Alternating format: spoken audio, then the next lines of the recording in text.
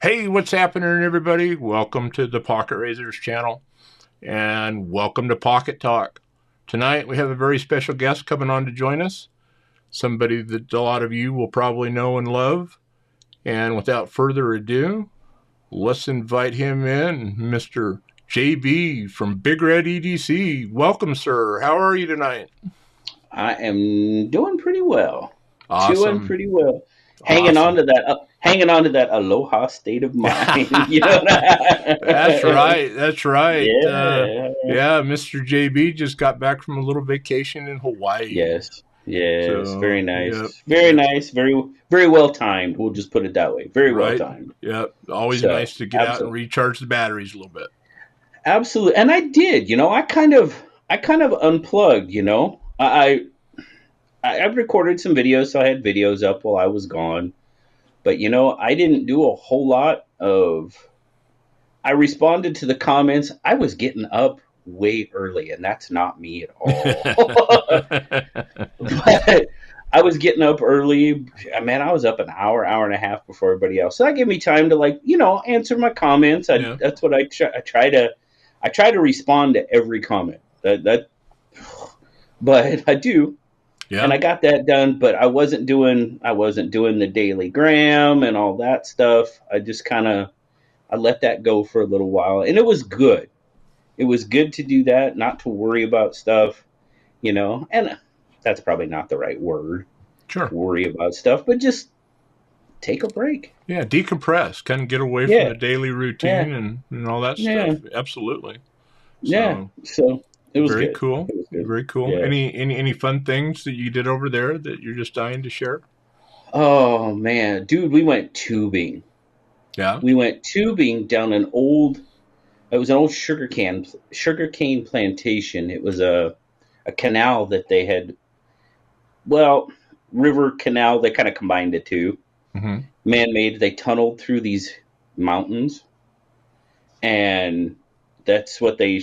I guess, from what I understand, that's what they put the sugar cane on to get it down the mountain. Okay. And now that all the plantations are shut down, but these canals and stuff are still there, so they're kind of using them for fun now, and it was a lot of fun. It You sounds going like it. going through these tunnels, which were some of them were pretty lengthy. Mm-hmm. I mean, you had helmets on that had lights on and everything, so I mean, you weren't like pitch black, but it was pretty fun, pretty fun. Nice. Some rapids in there, bouncing off the walls and Right. stuff, Right. but it was fun. It was fun. Had a Hawaii good has a time. way of doing that and getting you to do stuff that you don't normally do. So Yeah, yeah. yeah, So I haven't and been over just there for a long time, but we did what's that? This seven pools of Honor or whatever it was over on oh Maui sure, when we were over there yeah, that one time. yeah, And man, jumping off those cliffs and into those pools and swimming around in that cold fresh water, what a blast it was! But oh yeah, I don't know that I would yeah. ever get another opportunity, to do that at any other place than that. So Well, it's just it. You take the opportunity when you can get it, absolutely. and that's what we try to do, and it's it was a lot of Nice, fun. nice. So Well, yeah, yeah, you definitely hanging look on to that. refreshed. Yep, Yes, I am. I yep, definitely yep, am. I yep, yep. definitely am. You're looking good, my man. You're looking good. So. Well, thank you. Right on. So, well, I think kind of as you know on Pocket Talk, we're going to give you a chance to kind of tell your story as far as your knife life, Okay. your EDC life. And we'll let you take it back as far as you want. If you want to tell us kind of where and how knives and EDC stuff got involved in your life, that'd be great. Okay. And how did Big Red EDC channel end up on YouTube? I Sure. mean, anything that you want to share, and you just kind of let you take the lead on it, my man, and Okay. we'll bounce off on side stories and stuff as we get to them, I guess. So, Okay. but Sure. at what point did young Mister JB know that knives were just a tool or acquire them, and when did they turn into tools and then a passion and collector's items, stuff like that? Well, I mean, my dad always carried a knife. My dad always had a pocket knife on him. Mm-hmm. I can't remember the type or what it was, but it was always a traditional, a slip joint. Mm-hmm. He always had a little peanut, Okay. nothing too big, but he always had it on him. And I really got well. We hunted, growing up in Nebraska, we hunted and stuff. We always had hunting knives, skinning knives, that type of thing. Mm-hmm. I really didn't have my first knife until I was pretty sure I was right about 12. Okay. And we were visiting. I was visiting my aunt and uncle, and they lived in a trailer park, Grand Island, Nebraska, and I had met a couple of other kids that lived there, and we were just out walking around, and I found a Wagner Okay. Swiss Army knife, Mm-hmm. and I believe, if I remember correctly, it was a camper. I'm pretty sure. It's been Well, a while. your memory's a lot better than mine. If you're remembering Hey, those kind of don't details. I can't trust it. I can't trust it 100%, but I'm pretty Okay. sure it was. Okay. Pretty sure it was. Yeah, that's fair. That's fair. And this thing had been run through the ringer, But I found it. That was pretty much my first knife, and just grew up. I always had an. After that, I just pretty much always had a knife on me. That one specifically. Mm-hmm. My dad was a whiz with a stone. He could just. I've never been able to do it. No, I've never put the effort required that I require into learning how to use a stone. Mm-hmm. But just always had nothing real fancy. But then I joined the Navy, and after I got in the Navy, I really started carrying a buck 110. Okay. That was the knife of the time. Everybody had buck knives. Oh, absolutely. Yeah, On the belt, everybody. ready to go. Yep, absolutely. That was just kind of the Navy thing to do, was have a buck knife, and always I carried that probably the first 10 years I was in the Navy. And then multi-tools got big. Your Leathermans, your Gerbers, they really got big. So then I kind of I had both. I had the buck, and I had I had Leathermans, Gerbers, a little bit of everything.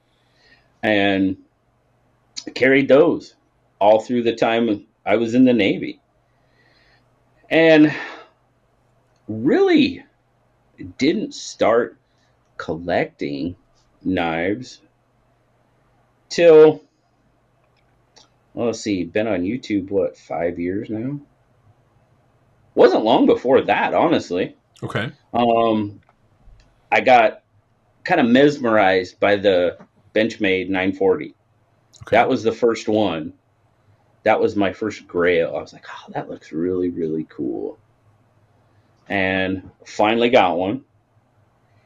And then my son at the time, my oldest son, he was living over in Seattle going to school, and him and his buddy had a YouTube channel. Okay. And they would basically get drunk and play video games and swear a lot. That was their channel.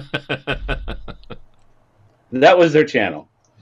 And he was like, and then I started, that's when I started getting into YouTube and watching, I started watching Zach, Shabazz, Frankie and Bird, Jimmy Slash, and Jimmy Slash was the one that really drew me in, because he kind of had that sense of community, Okay. his people, his sense of community. And I really dug that. And my son was like, why don't you start a channel? I'm like, who the hell would want to watch me? Why? No. And he's like, well, you watch it. And I had started collecting and getting a few knives. And he's like, you like them. You talk about them all the time. Do what he does. Talk to other people about them. I'm like, well, I don't have equipment. He's like, you got a phone? I was like, well, yeah. He's like, you need a light. That's all you need. If you got your phone, you need a light. And he helped me pick out a light. I'm like, all right, well, here we go. And I did it, and I haven't stopped, and don't have any plans of stopping. But Jimmy Slash was probably my biggest inspiration Okay. because that sense of community, I really dug that. And I was really getting onto that, and I was really getting into it with my channel. And I'd been doing it for a little while. I don't know, 6 months, maybe a year. And I started talking to my son. He had been in the Navy as well. He did 5 years in, and I was like, "This is a lot of fun."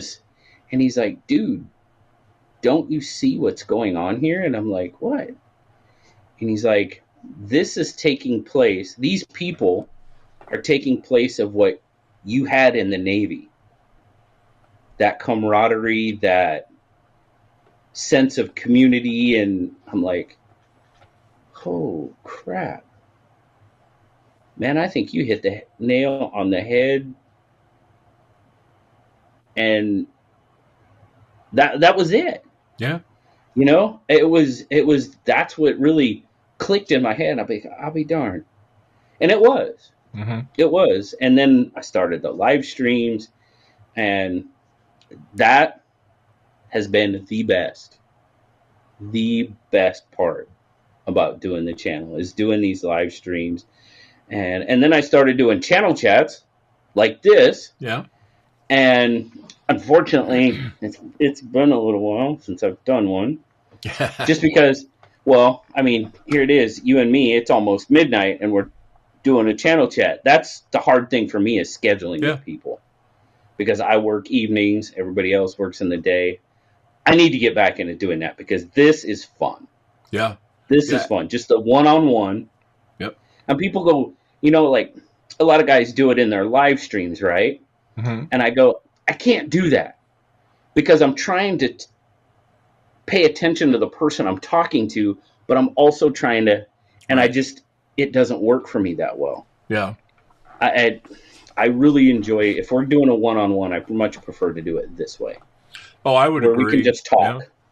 Yeah, very much. And as I've already told you, but some of the viewers probably don't know, you were the inspiration for me, basically, wanting to do what I'm calling Pocket Talk, your channel chat, basically. And, I discovered it, when I was kind of healing up from COVID, once I was ready to turn the TV back on, and was just kind of going back and then through some of the channels, watching old videos, and I saw that playlist that you had. Boy, that took care of me for 2 or 3 days. That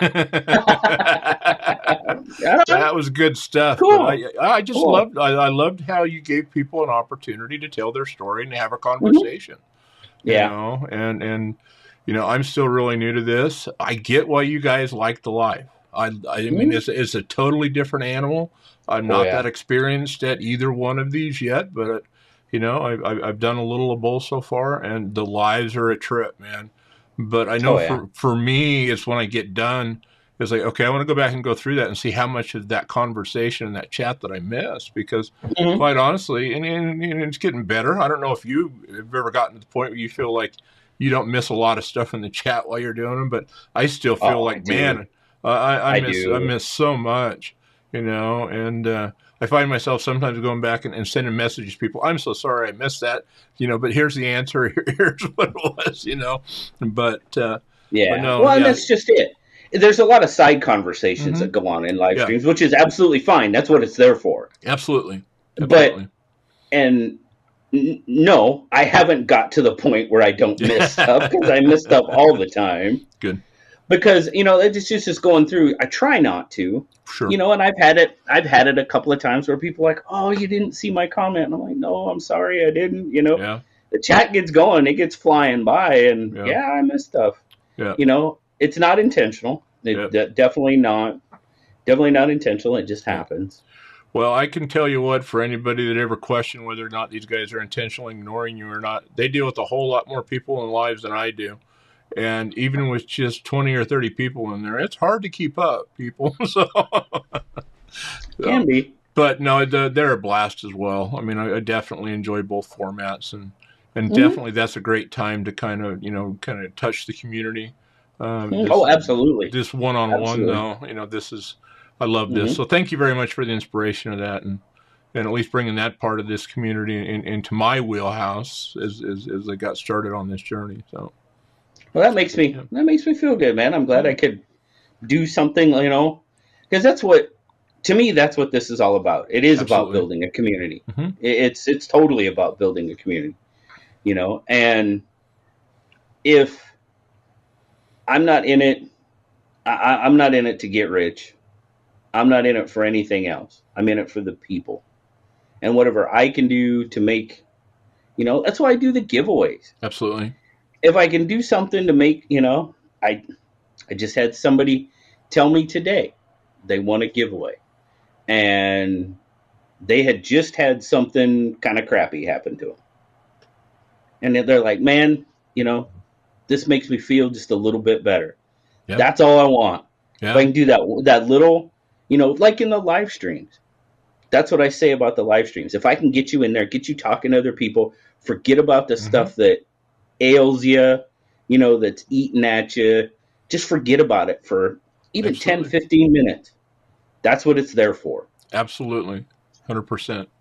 So, So, yep, give you a chance to decompress, get away from hmm your hmm worries or your stresses of life, and relax with your absolutely. friends for a few minutes. So, absolutely. Absolutely. Yeah. Yeah. That's And, exactly what it's for. yeah.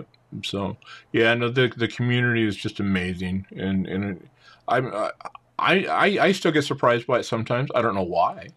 Because Yeah. you've been in it long enough that you know what a great community it is. But good people, good people.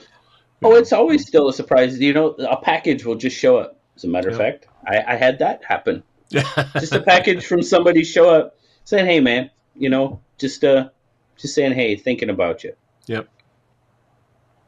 So, I mean, it's just awesome. yeah. Yep. It's just awesome. Yep. No, the feedback is wonderful, and Hmm I'll tell you this: even if it's just a one-off, anybody that's ever wanted to give this a try, I'd encourage them give it a try at least one time if you think you might like it, because it's everything that you think it is and more. so, so you let the kids set you up. You got a camera, you Yeah, got a light, and yeah. so you're just sitting there cussing and swearing at the TV screen. No, And no, oh, okay, no, okay. no, Oh, that was the no, kid. no. That That was was the the son. kid. Okay, okay. That was the kid.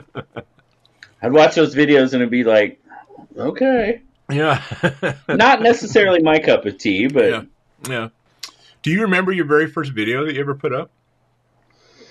kind of.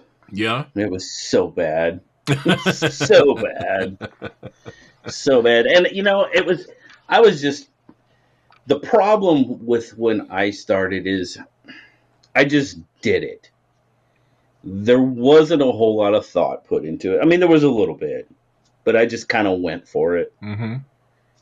and the way my camera was set up on the table was kind of odd and kind of weird. And, it took me a little while to be like, to switch it around. Why haven't I been doing this the whole time? You know? So, I mean, it's a learning experience too. And I don't know why I didn't take some cues from some other people, but I just did it. I did my own thing. And I do that quite often. It doesn't always work out, but No, but you come a smarter human for it, though. yeah, you Yeah, learn. you do. You You learn. do. And now, I've just been, this whole time, I'm just there to tell you what I think about a knife. And my format hasn't changed for quite some time. I try to stay with the same format just because it flows better for me. Mm-hmm. I go off on tangents a little bit here and there and try to throw in a smart aleck quirk every once in a while or something like that. But I do have a certain flow that I go through, and it works for me. It might get old for some people, Yeah. because it doesn't change up a lot. But I'm I'm not trying to sell you anything. I'm just telling you what I think about a knife. And did you see? I have to ask you. Did you watch my case video about a week ago I about that did. bridge line? I did. I did. Dude, And you dude, you owned it from start to finish. I did see it. I tried. I started out. I was,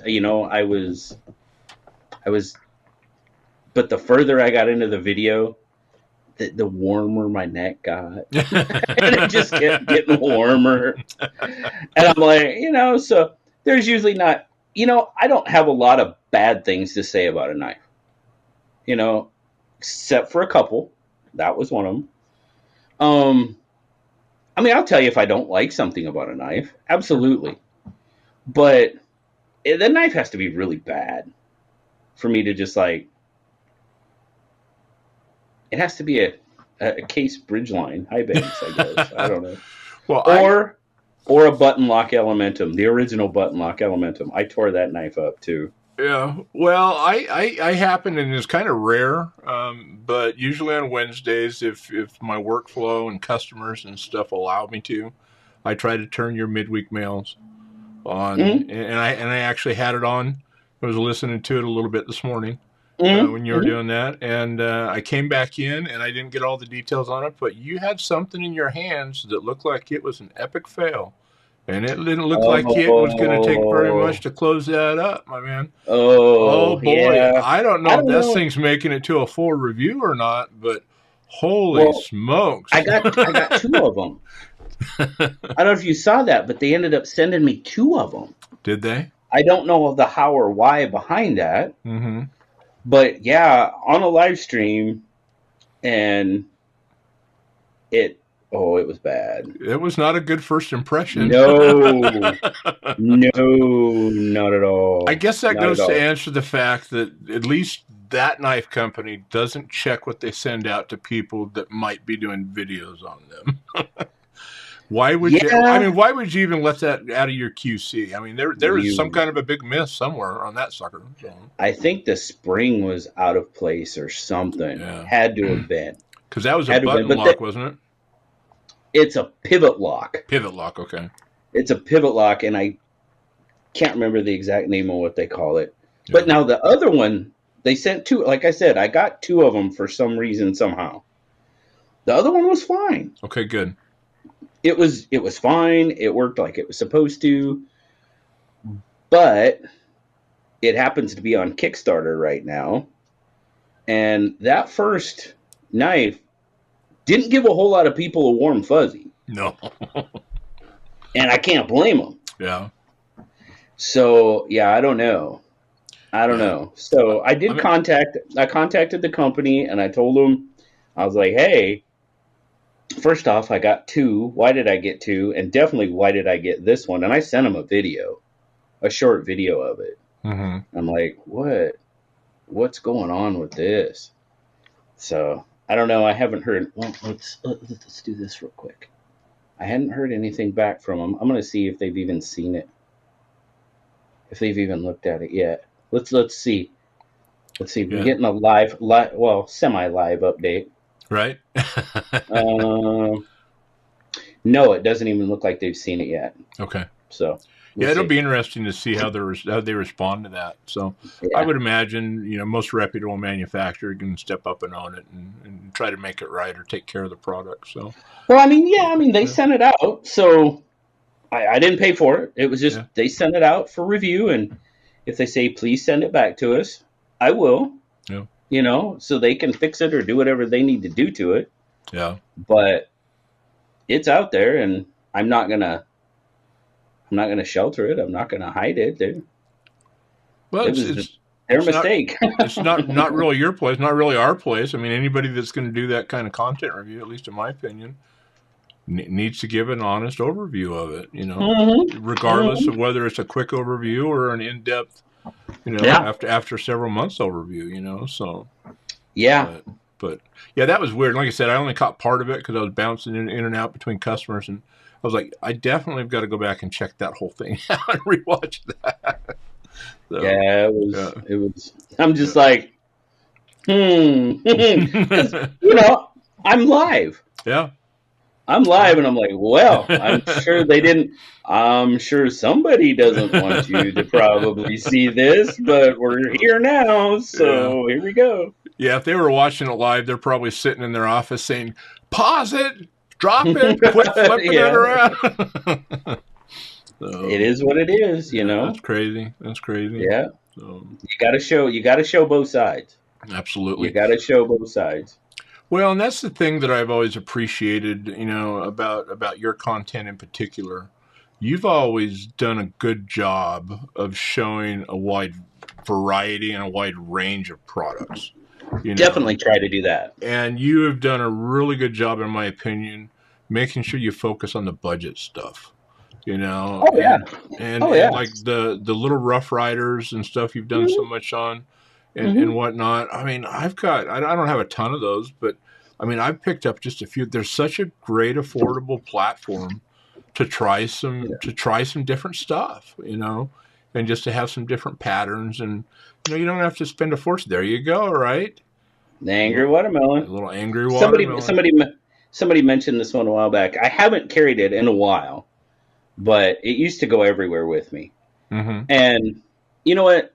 Knives like this just make me smile. Yeah, absolutely. And that's all I'm trying to do is have fun. Yeah. And And and that is a super fun knife to have fun with. I mean, yeah. you had a pretty good culture following that for a long time. Oh, dude, that thing had Yeah, a cult following. It yeah, did. yeah. It had a cult following. I mean, Hmm. those things were flying off the shelves. Yeah, I don't know. It was fun. yeah. It was fun. Well, and people noticed. I don't remember if it was the first live after you had kind of quit showing it as your regular daily carry, because Hmm. for so long you had at least one, if not a couple of them, you Oh know, yeah. in your Oh daily, yeah. you know, carry photos that you'd put on Instagram. And I Yep. remember in one of the lives, somebody was calling you out hard. Where did they go? They haven't been in Yeah. your pictures. And that's been a Yeah. while ago that that happened, but it Oh, was they're like here. I they mean, missed it. They noticed. So yeah, I got yeah, the orange guy. yeah. I got the watermelon. I got that guy, the potato, the baby potato, Yep. tater Tater tot. tot. Yep. I got the lightning bug. They're all here. Yeah, I you got got them all. the bee. I got them. They're right here. Yeah. They haven't gone any. Oh, the blue guy. Don't forget the blue guy. Yeah, Got you the got to blue have the guy. blue guy. They're all here, Yeah. and I need to get them back in the rotation a little bit more. But yeah, that was kind of a. I was surprised, honestly, how crazy that got. Because like Smoky Mountain, they'd sell out. They get new. They'd sell out. They get new. It's like wow, Yeah. you know. Yeah. And I was Well, go ahead. oh, I was gonna say, I think that's the first time Nelly ever said, "Wow, I think you are an influencer." I'm like, I don't know about that. Baby, don't saddle me with that. That's usually not a compliment. Yeah, yeah, yeah. I'm like, let's not go there. Right. Let's Right. not go there. Yeah. So, Exactly. but anyway, Well, I kind of remember I didn't have one, and the thing sold out, and it was kind of like it was one of those ones like, gosh, I kind of wish I'd picked one up, and I believe at the time I don't think anybody knew if they were going to do another run of those again. And so hmm I think myself included, we were hmm starting to assume that they were just gone, you know, and yeah, you're going to have to pick one up at a giveaway. And that's how I got one. And I picked one up in a giveaway finally. And okay, how I got my first one. okay, But, and then of course, they did turn around and come back out and then in spades and do all those other versions and stuff. But yeah, what a lot of fun. And that's the neat thing about this community. We can get pretty serious about our knives, about our blade steels, about all this stuff. But every once in a while, you gotta have one that puts a smile on your face. You know, absolutely, I mean, sprinkles on scales. absolutely. Who the hell is going to put sprinkles on scales? But it's worked. It's fun. There's a whole lot of them out there now, right? I still prefer my Yeah. sprinkles on a donut over a knife, but I do not have a problem with sprinkles on a knife at this point. So. No, no, no. Now, I'll be perfectly honest with you. I don't have a lot of knives with sprinkles on Yeah, them. I've usually went with the more toned down version, sure. like the Outbreak, the one that's out now, the one Yeah, that they have on Kickstarter now. I went with the non-sprinkled scale. yeah, It's just not everybody's thing. If you correct. like it, great. If you Absolutely, don't, I think it was a good idea they went that way to absolutely. give a different option. I think that opened things up for them a little bit. Yeah, So anyway, yeah, yeah, absolutely. So having fun, sharing it with your friends. absolutely, Yeah, that's what it's all about. absolutely. Mhm.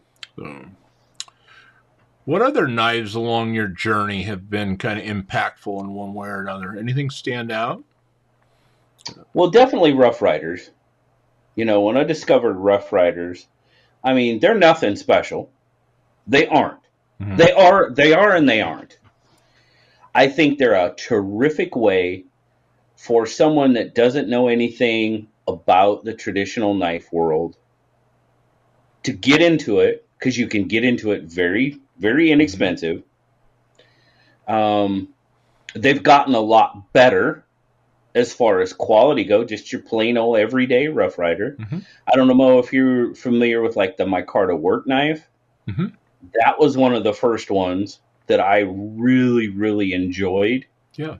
And just a good little knife. Let's see. Their Apta series that they come out, those were a little bit more because they were a little bit more involved. Then they branched off into Rough Rider Reserve, bumped up the blade steel, bumped up the handle materials a little bit, went more with the micarta. And those I got 4 of them sitting right here, the 4 newest ones. Yeah. That just came in. I've always kind of just kept up with them. I've sold a few along the way, but I think they started doing the modern Rough Rider Reserves, and I just haven't been able to get into those. Just not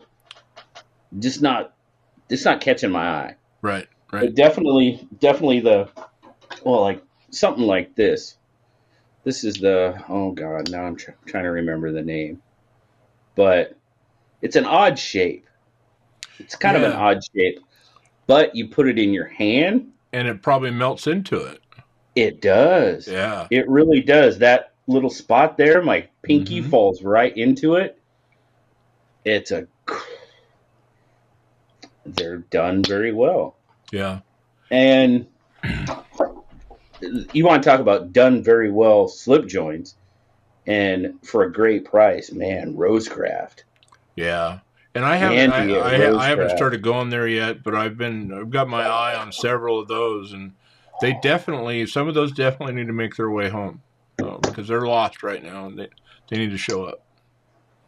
Yeah, look at that sucker. The Nola Chucky. Yeah.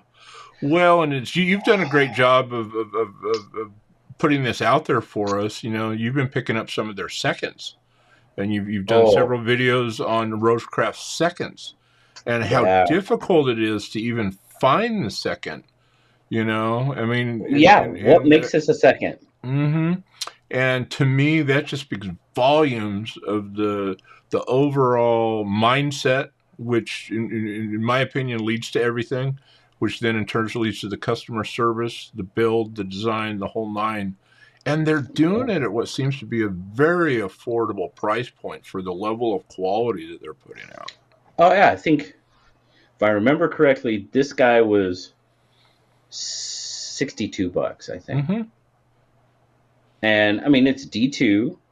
It's bone. They call it, brown moss bone? Yeah. And it's really classic looking. Mm-hmm. It's got a really classic look to it. Yeah. And, now, me being an affiliate, got a coupon code. People can save a little bit. So that always helps. But we'll throw that out there so anybody that checks this out gets an opportunity to use that thing. Oh, if you go to Rosecraft Blades, use code BigRedEDC, and it'll save you 10%. There you go. But 2 days, Rosecraft and traditional pocket knives sold out of these. Yeah. Now, I don't know how many they had. And sure. Andy said it wasn't he didn't have his full run. He's got more on the way. Gotcha. And I don't know what that means as far as numbers. But, those two sold out in 2 days. Andy has got some, and being an ambassador, we kind of see some things ahead of time. He shows us stuff. Just hang on. Nice. Just hang on to your hats. Because Andy's got some plans, and he's got some really good ones. So Yeah. Well, I remember when they kind of got that thing launched here. Where are they at this now? Are they at 2 years now, or not quite 2 years since they actually started putting? Maybe it's a little bit more than that. I'm gotten horrible. I kind of lose track of I'm time. thinking. I'm trying to Yeah, think. but I mean, they're It. still pretty young. I think they're going. I think they will be going on 2 years Okay. towards the end of this year, Okay. But if because last year was Blade Show. I was the first time I made. No, it wasn't. 2 years ago. Oh shoot, maybe are they it coming has up been a on little bit three, longer. maybe It a little might over little be. over two now, Yeah, maybe? Yeah. yeah. So, but if memory serves me right, when they were kind of launching that and it was starting to become public knowledge what was going on, I know that they're outsourcing the builds. I mean, to a Oh yeah. different OE. But if and I could be wrong on this, and I hope I don't misspeak, but wasn't there some plans to work towards having their own domestic production facility at some point? Absolutely, Yeah, absolutely, it was yeah. absolutely. They had a 5 year plan. Okay. They wanted to be fully U.S. made in 5 years. Nice, That was nice. their plan. Now, how that's working out for them, I don't know Yeah. that, but that definitely was their plan. And I think when they started, I believe they were working with 4 or 5 different factories. So I don't know if they've toned that down a little bit. Obviously, some of their um, modern knives are being made by um, uh, CGRB Artisan Hmm. because they're using the AR, the RPM 9 steel.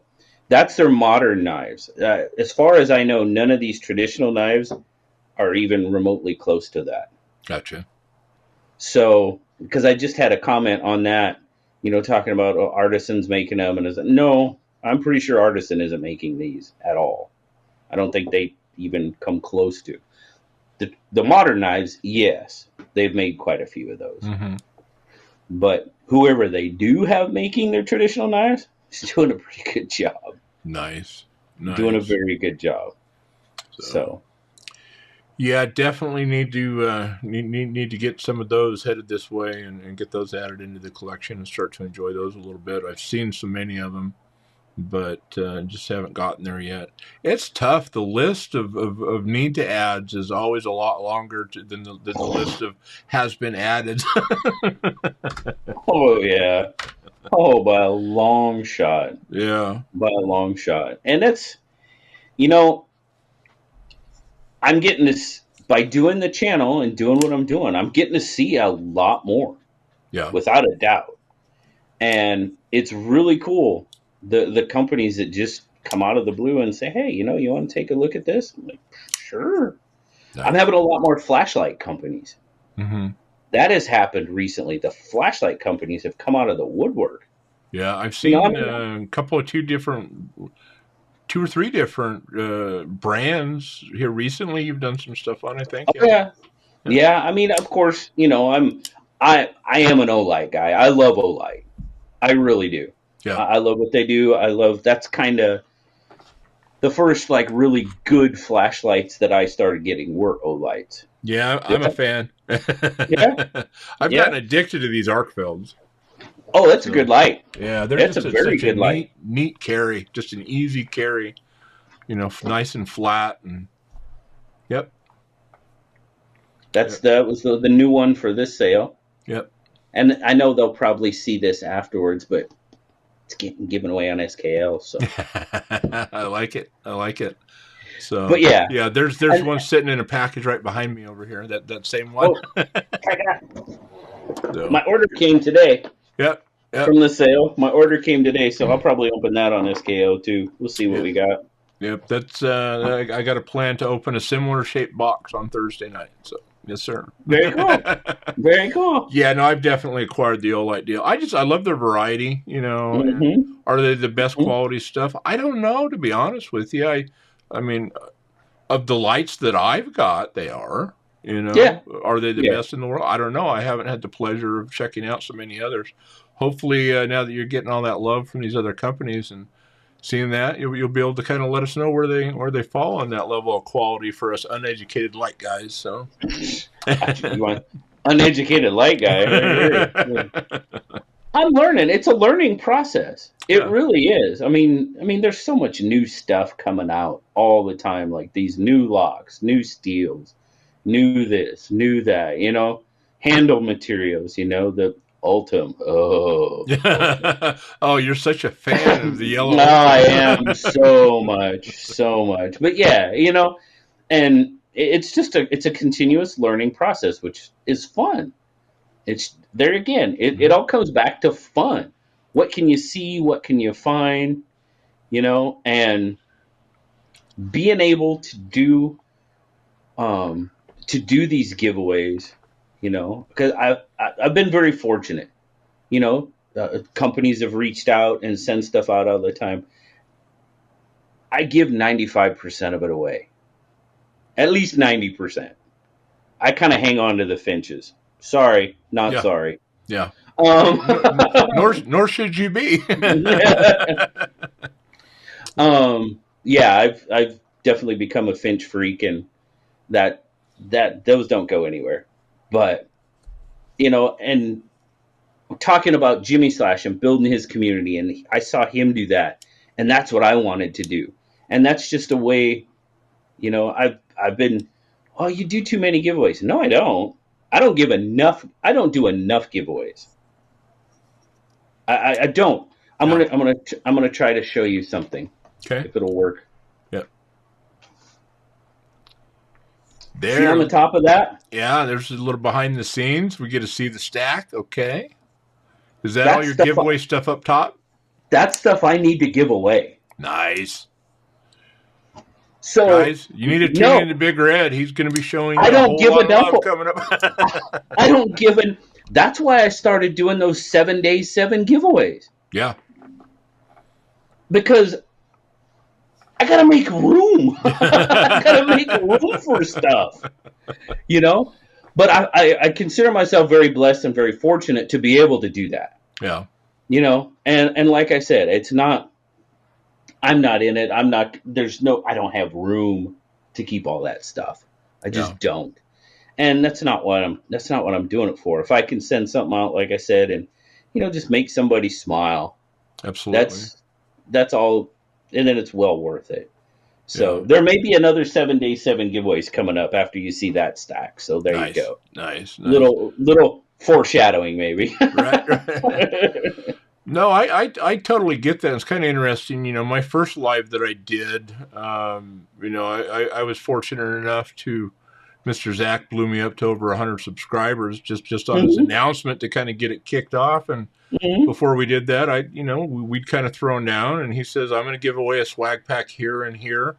And he says, if we get to 100, I said, dude, what the heck do you think you're going to do? If we get to 100, I'm going to give away a Benchmade.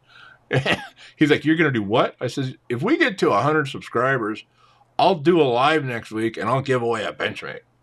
Yeah. And for 100, and we got there. He got it there, and we made it happen. Oh, yeah. And so that first live gave away that bug out, and then there was a couple other donations. Marshall threw some stuff in. Bluminati, if you guys threw some stuff in, because that's what the community does. And I mean, none of that was asked for or scripted. That's just the generosity of the community wanting to support somebody else in the community. And I'll tell you what, fast forward a week after that, and doing my second live, not very well, but I'm doing it.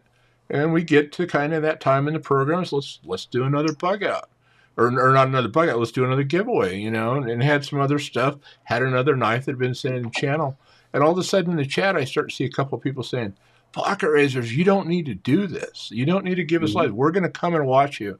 And it was like, that was so not a thought in my brain. And it was like, no, you don't understand. This was the whole point of doing the lives. It was having the opportunity to do this. And no, it can't be this monstrous, expensive knife or flashlight every time or something like that. I don't think most people can sustain that. Obviously, when you're getting some love from manufacturers, it sure helps. Sure. Absolutely. But, just in the short time I've been doing this, the feedback has been incredible. The generosity has been incredible. Yep. And going into it, I never thought I would start getting emails of people saying, I want to donate. I want to send some stuff in to help the channel. And I want to send something in, and you can't give it away. I want you to keep it. I'm not going to tell you, but I want you to keep it. And it's like, you want to do what? And so it's just like that. All you got to do, like I said earlier, if anybody's ever wanted to give this a try, even for just one time, they need to do it for no other reason than to experience the response that the community sends back. Okay. Yeah, it's fabulous. There you go. There we go. Now we got the Cardinals coming out. I love it.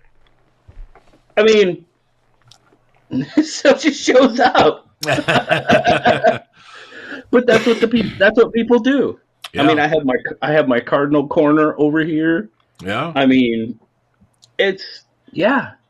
people just it's what they do. Yeah, you got several pieces of art on the wall hanging behind you. Oh, absolutely. I've seen some of that come in over the years. Yeah. I mean, it just shows up. Yeah. It shows up, and it's crazy, but it's awesome, and it's just people showing their appreciation for what you do, and I'm trying to show my appreciation for them just coming and watching and hanging out and. Yeah. Dude, PNW. Oh, is that incredible what he does and to the volume he does and how he gets that out into the community? I mean, you talk about a guy that knows hashtag DSKFS really well. Exactly. You know what I mean? Exactly. I mean, he's got it. Oh, absolutely. Yeah. Absolutely. Oh, that one he made you with the little the little flipper knife on the end of it. Oh. I mean, you talking about an amazing piece of craftsmanship. I mean, this guy is hand carving this stuff. You're talking about this guy, right? Yeah. I mean, it's, and that's the other thing. Incredible talent, incredible knowledge that gets shared regularly. Look at that. Oh, then little snowman. He started doing the light up ones. Yes. Yeah, those are pretty recent. That's cool. It shines it down, dude. That's crazy. I know. I love the reflector. Cool. You can change the angle of it. Yeah. Dude, that is too cool. Next thing you know, he'll have a magnifying glass that flips in there too, and you can kind of start your campfire with it. But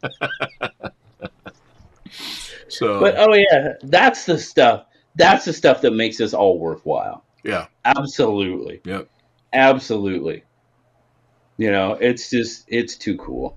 Yep. Well, we were talking about buck knives. Somebody sent me this. Look at that. That's the 110, yeah? Oh, it's a beauty, man. This is the S35VN version too. This is this is S30V. Is it really? Yeah. Yeah. Dude, somebody just sent that. I want you to. They're like, I want you to have this knife. It's a part of my table now. Yeah. Something like that is just, it's incredible. Yeah, they're a classic. I had a 110 as a kid, and somewhere in my teenage years, it got stolen or got lost. It never got found. And right before hunting season, I go down and I was like, I've got to replace that. 110s were gone. I ended up with the 112, which is still a nice knife. It's just a little bit smaller. And quite honestly, I ended up preferring it slightly over the 110 after I had it, after I quit pouting about not having the 110. But I've never picked up another 110 since then. I probably need to just to have it, But I've still got that 112. It's buried in a box somewhere. I've got to go dig it out one of these days and bring it. I always had a 112 in my tackle box. Yeah. And they always had a 112 in my tackle box. Yeah. Yep. And, and like I said, there's that 110. I mean, it's a staple. But it's like, that 112 is probably even a little bit better user, from a daily carry standpoint. Sure. That hunting knife, 70s, 80s, that 110 had to be on that right hip, though. Oh, yeah. Yeah. So it was just always there. Yeah, and they didn't hold an edge worth crap. You know, we've always had those little brass coated twist apart diamond steels Mm-hmm. back in the day. Mm-hmm. You flipped them Yeah. in, and you could be Yeah. using it whatever. Well, time to pull that, and you'd stretch the sheath out so they fit in there side by side, right? They're like, Yeah. Yeah.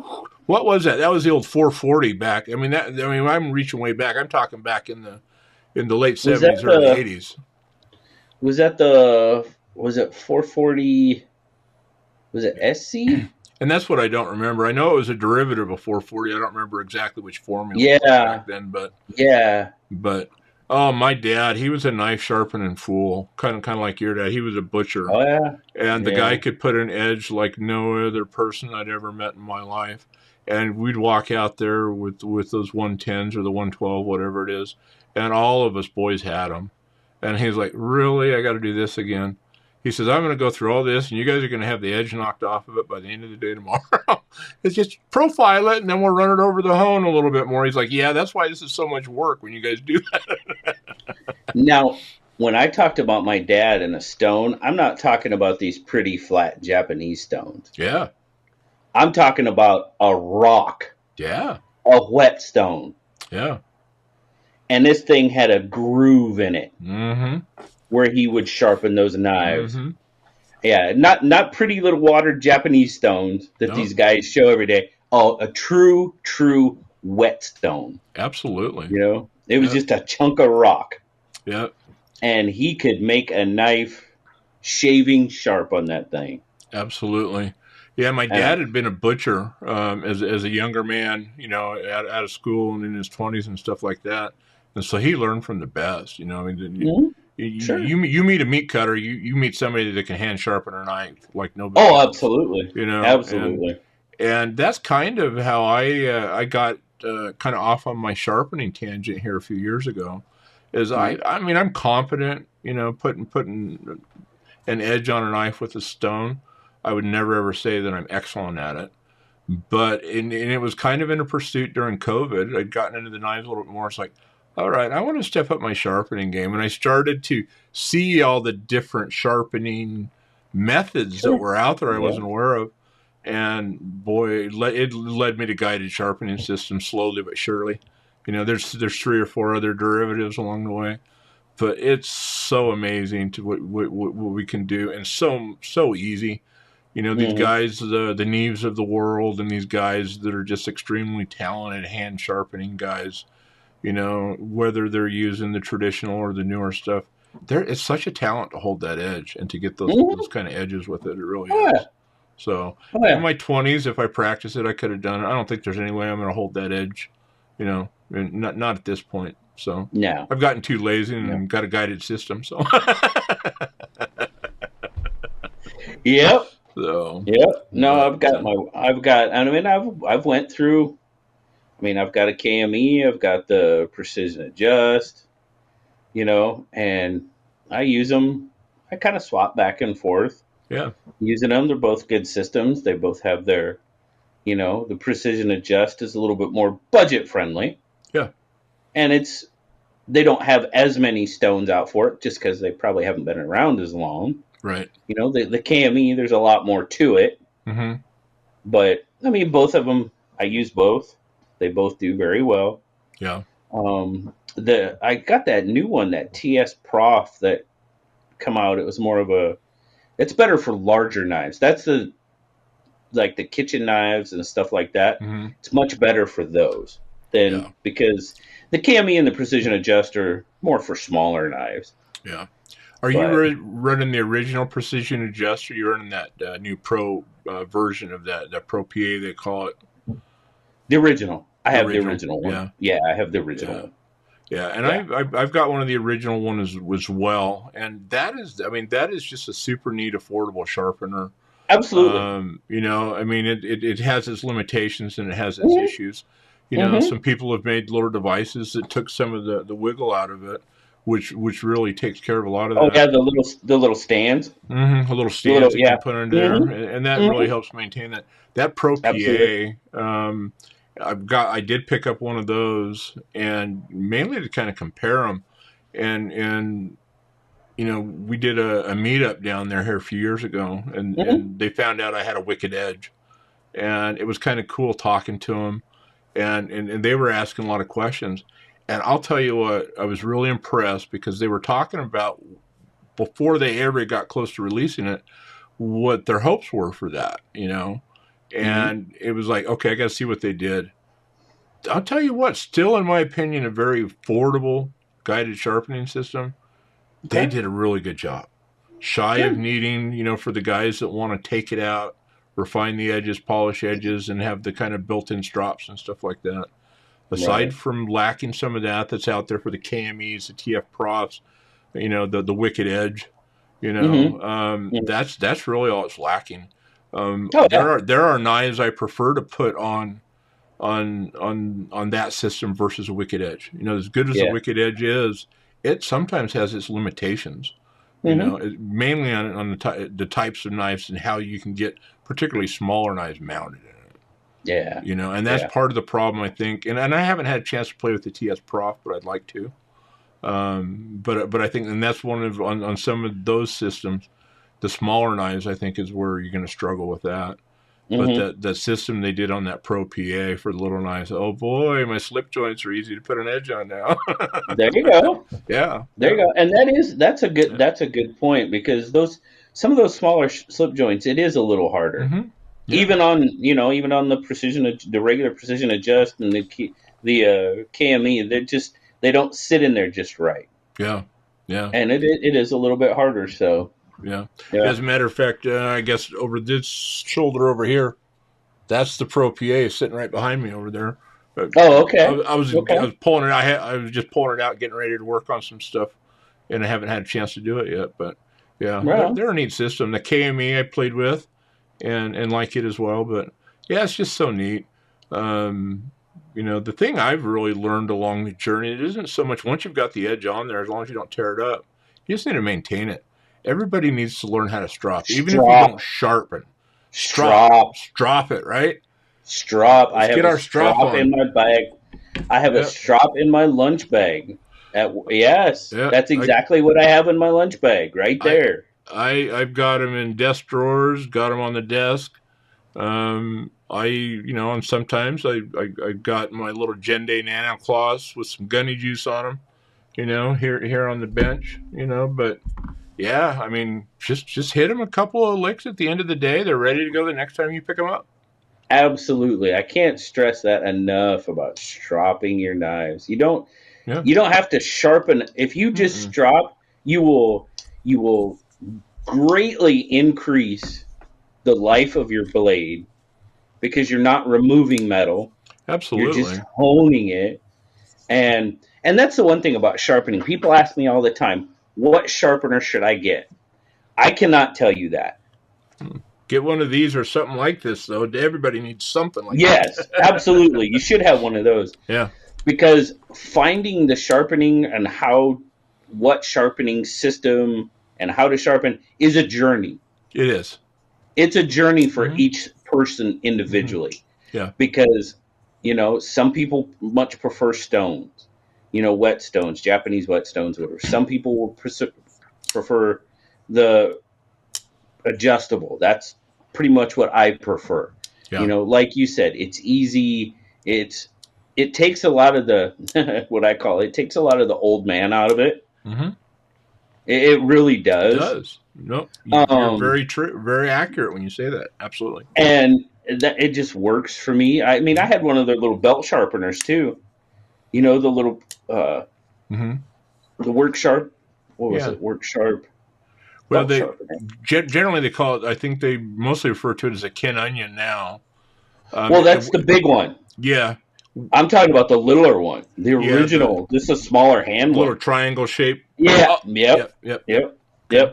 Yep. I had one of those for a long time, and that's kind of where I first really started to get a decent edge on a knife. Was Mm-hmm. using that. Now, if you're not careful, you can screw up an edge.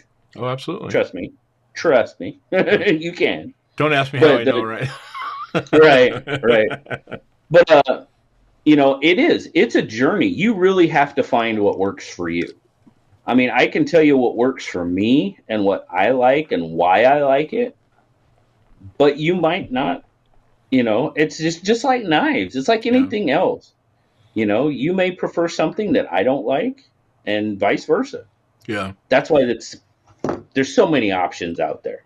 Yeah, they absolutely are. And like I say, sometimes it's just your dexterity, whether or Hmm. not you have good hand-eye coordination or not. Like I said, I mean, I've always had great hand-eye coordination, but the older I've gotten, there's no way I'm going to hold those edges like I would have when I was younger. It's just a fact of Yeah, life. yeah, Unless you've got those millions of reps that some of these guys have got, you don't have to think about it anymore. And I never got to that point, with hand sharpening. So, no, I know. but And it's like people ask me, why don't you do teardown videos of knives? You do not want to watch me tear anything small, tiny. It's a struggle bus from the word go. You do not want to watch that. You just don't. That's why I don't do them. yeah. Because I for whatever reason, when I start to do tiny little things, I start to it gets a and then I start dropping stuff, and I'm like, Right, right. no. Yeah, So yeah, yeah. yeah. Well, I think what I've got to do, I got to throw a little bit of a challenge out there. Anybody watching this that just heard that, throw that in the comments if you want to see JB do a live knife tear down one of these knives. No, Come on, not bud. happening. Come on, bud. Not happening. At least for Not entertainment happening. value. Come on now. Oh God, you guys would be. When is this over? Just let him be done, please. You really don't want to Yeah. see that, especially if there's a lot of springs involved. Yeah, that's pretty impressive. I No, know that I started out with a no. little shabazz because I love to take stuff apart, build it, customize it, put it back together. And I found some shabazz, and then I ended up coming across Mr. Zach. And Hmm. I'll tell two of the main reasons I gravitated them so fast, they took crap apart and put it back together Oh again. yeah, And I yeah, don't know that I've ever seen, I think maybe Nick along the way, I'd have to go back. He struggled a couple of times. Now, I don't know that he ever did his live. Poor Zach, though. I think he's gotten into a couple of those lives where he's been like, maybe this wasn't the best idea. yeah. He has, So, he has, but yeah, for sure, he has. I plan to go down that path at some point here, probably in the not too distant future. So, cross our fingers. Hey, good on you, man. Go for it. Yeah. Go for it. So, You don't want to see me do that. oh, we do. Yeah. We love to have fun. Oh, oh God. We'll work through it together, JB. How about Oh. that? Oh, that's awesome. So, But yeah, that's kind of it's trials and tribulations, right? absolutely. You know, trust me, I know my limitations. I know my limitations. Yeah, that's good, and trying to keep yourself within those parameters. At least for me, Hmm. is challenging. So it sounds like you're doing pretty good with the discipline there. I'm doing all right. Well, until I make a rule and then break it. Yeah, Back to case knives, but anyway, you we owned won't talk it. about that. You I owned did. it. Oh, I did. Yeah, You I owned it. admitted it. Yeah, I broke my rule and I paid for yeah, it. yeah. You came You out know, swinging, and you told us I broke my rule, and I don't know if I've been burned on it yet, folks. But we'll find I out got pretty soon. yeah. So, We found out, yeah, but you know, curiosity killed my cat. So, and yeah, that was the whole thing. That's what did it. It was curiosity. That was the whole thing. Because here again, they'll probably see this afterwards. But I don't. If you remember during that video, I didn't tell the story about Blade Show and what I saw about Blade Show. I did on a live stream one night, right. but a lot of people like said, "Hey," I said, "if you want to hear the story, I'll do a video about it." Well, that video is going to post this Saturday. Nice. So, but I tell the story and why I broke my rule, and it was curiosity Yeah. because I had to see. I just had to see because what they had there. Oh, you want to talk about bad? And I'm like, it can't be. It just can't be. Can it? Can it be that bad? Yeah. Oh, it wasn't that bad, but it was not great. But Yeah. There had to be a so part of you. I mean, obviously, you've been pretty outspoken about that and your concerns and what you went through on that. I would imagine there had to be a little bit of that in your heart of hearts, hoping, okay, let's just hope that all that's in the past, and maybe Oh, we're back on absolutely. track. You know, mixed in with that Absolutely. curiosity, I would imagine. So, Well, sure, because I yeah, mean, okay, Case, U.S. knife company. There's not a lot of them anymore, no, and I want them to succeed. I want them to do good things, you know. And you can probably attest to this whole time I've been saying, you know, about certain knives, certain Case knives. I do have some that are awesome, and I've said that the whole time. mm-hmm. One of my favorite slip joints I have is a little Sodbuster Junior Yeah, in peach seed jig bone, and it's a little case. That is a gorgeous, gorgeous knife. It's well done. It's well made. I love that knife. yeah, Beautiful. yeah, But they miss sometimes, yeah, and they miss big sometimes. yeah. Well, And correct me if I'm mistaken here, but I mean, I think that was part of the original frustration was that you were pretty hardcore loyal Case guy going into where you started to do that, or at least had a pretty good interest in the knife and the product. absolutely, You know, interest, yes. yeah, yeah, and then just things didn't go well as you started to Well, acquire, accumulate, and you just started to run into some of those issues. yeah, Yeah. yeah. I mean, definitely an interest. Would never call. I'm a Finch guy. I Mm-hmm. would call myself a. I've never been a K. I'm a Rough Rider guy. Yeah. I'm a Gotcha. Rosecraft guy. Gotcha. You know, I've never really been a Case guy, Yeah. but I've had a lot of in starting out. And I don't know if you how familiar you are with Grateful Panic. Um, but him and I started about the same time. Mm-hmm. He's kind of gotten out of it a bit.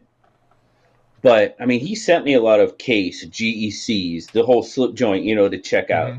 and a lot of them were very, very good. Especially, you know, GECs, of course, and the Case knives he sent were pretty darn good, and that's what got my interest. You know, kind of got that interest generated. Yeah. Um, I never fully got engulfed in it like the GEs. I've got a I don't know. I think I have like half a dozen GECs.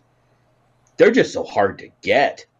Yeah, those things drop and They're it, gone. it seems like sometimes in minutes, and it's just like Oh yeah, no more.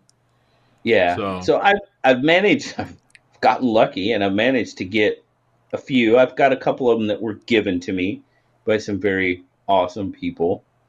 Um, but I would definitely say I'm more of a Rough Rider, and now of course Rosecraft with what yeah, they're doing, yeah, and they're and definitely Rough putting out Rider some beautiful Reserve stuff. and Rough Rider Reserve. Yeah. I mean, they've got some. These four that I've got, these new four that I've got from Rough Rider Reserve, Mm-hmm. they they took some chances with the designs. They Yeah, did, I like that hawk bill on that. but oh yeah, Yeah, that's that's a a neat blade. wicked, yeah. I think But they those are have an. Go ahead. well, they just took some chances, and I think Yeah, it worked out for them. In my opinion, it worked out for them. yeah, yeah. I like seeing when they do the hawk bills and stuff. I'm not that I have a lot of them. I've just used them throughout the years and stuff like that. They're kind of an underestimated blade shape as far as the user goes, though. Oh, absolutely. At least you put something like that in my hand for a lot of the utilitarian stuff that I do throughout the day, opening. I mean, I Hmm. think we all open a lot of boxes or packages for business or pleasure Oh, or that's a whatever, dude. That's a ripper. it is. I mean, it's going to get right in there. You need to break apart a bunch of cardboard or whatever. Oh You need to yeah, go and cut back some sod. You're laying some sod or. I mean, they're just a great shape, and you don't yeah. really see a lot of them out there. No, and So pruners, yeah. pruners. I don't know. Oh, cotton I bet. samplers. Yeah. Well, no, I'm Yeah. talking to the hawkbill just for pruning. Yeah. Yeah. I bet I have. I have probably at least half a dozen little Rough Rider hawkbills Mm-hmm. down in my gardening stuff Mm-hmm. that I'm always out there, you know, pruning flowers back or whatever, Yeah. cutting twine and stuff, tying stuff back. Yeah. Perfect, Yeah. perfect for that. Yeah, and I've got Rough Rider, one of their cotton sampler knives. I've kind of been Mm-hmm. picking up some of the stuff out of their Blue Denim Micarta series on the Rough Rider. Mm-hmm. And Mm-hmm. I picked up kind of just out of curiosity one of those cotton samplers. I'd never seen one, in person. And Rough Rider, $9 to $14, right? How are you going to go Mm-hmm. wrong? Yeah. Man, Yeah. like the Hawk Bill, when you get into using that, especially for like some pull cuts, you know, Mm-hmm. Mm-hmm. they're a great pattern. And I was really Mm-hmm. surprised Yeah. by just what a nice utility shape it was. I kind of thought it was going to be kind of a mess and where am I ever going to really use this? Not the case at all. No, no. Not the They're case at all. it's a good little user blade. They really are. And if for such a small blade, it's got a lot of edge. It does. Yeah. Oh yeah, it's got a good Yeah. belly on it. Mm-hmm. Absolutely. Yeah. Absolutely. Yeah. So yeah, that was one of I had never I had never even heard of a cotton sampler until I started doing this. Mm-hmm. And that's what I said. It's part of that learning process. Absolutely. And it's just fun. Yeah. It's just fun. Yeah. Well, one of the other knives that you've talked about that I don't know that I've ever heard anybody else talk about, you use a lot in your work, is your knife that has a marlin spike on it. Mm-hmm. And I know marlin spikes from a little bit of the paracord work I've done and just being around some rope, not to the extent that you are, but what a neat tool to have at your access, whether it's taking a knot apart. You use them for Crosby shackles and hard metal shackles, I think is what Yep. you've said when you're rigging and Absolutely. stuff a lot, to break those things loose, right? Mm-hmm. Oh yeah. So that Absolutely. another good utility tool. It doesn't end up in most people's carry No. repertoire, along the way. No. So No. I mean, and a good sheep's foot blade. I mean, that's just oh yeah. an excellent rope knife, and I Mm-hmm. mean, and there's several varieties. Even some of those, a little bit larger hawkbills, they make pretty darn good rope knives, I'll just bet. because of the hook on them. Yeah. You can really Yeah. pull it through rope and stuff. But Mm-hmm. yeah, I mean, this kind of goes back to the sailor in me, of course, Yeah. and I don't do a whole lot of oh, like building wire ropes and stuff like that. I don't really get into that a whole lot. But Yeah. that makes one hell of a shackle key, that's for sure. Yeah. Yeah. And in the event you do need to splice back a rope or a cable, Mm-hmm. you've got it there for doing that Yep. too. So yeah. Yep. Yep. Very cool. Yep. It works. So you've spoken to Finch Knives a few times tonight.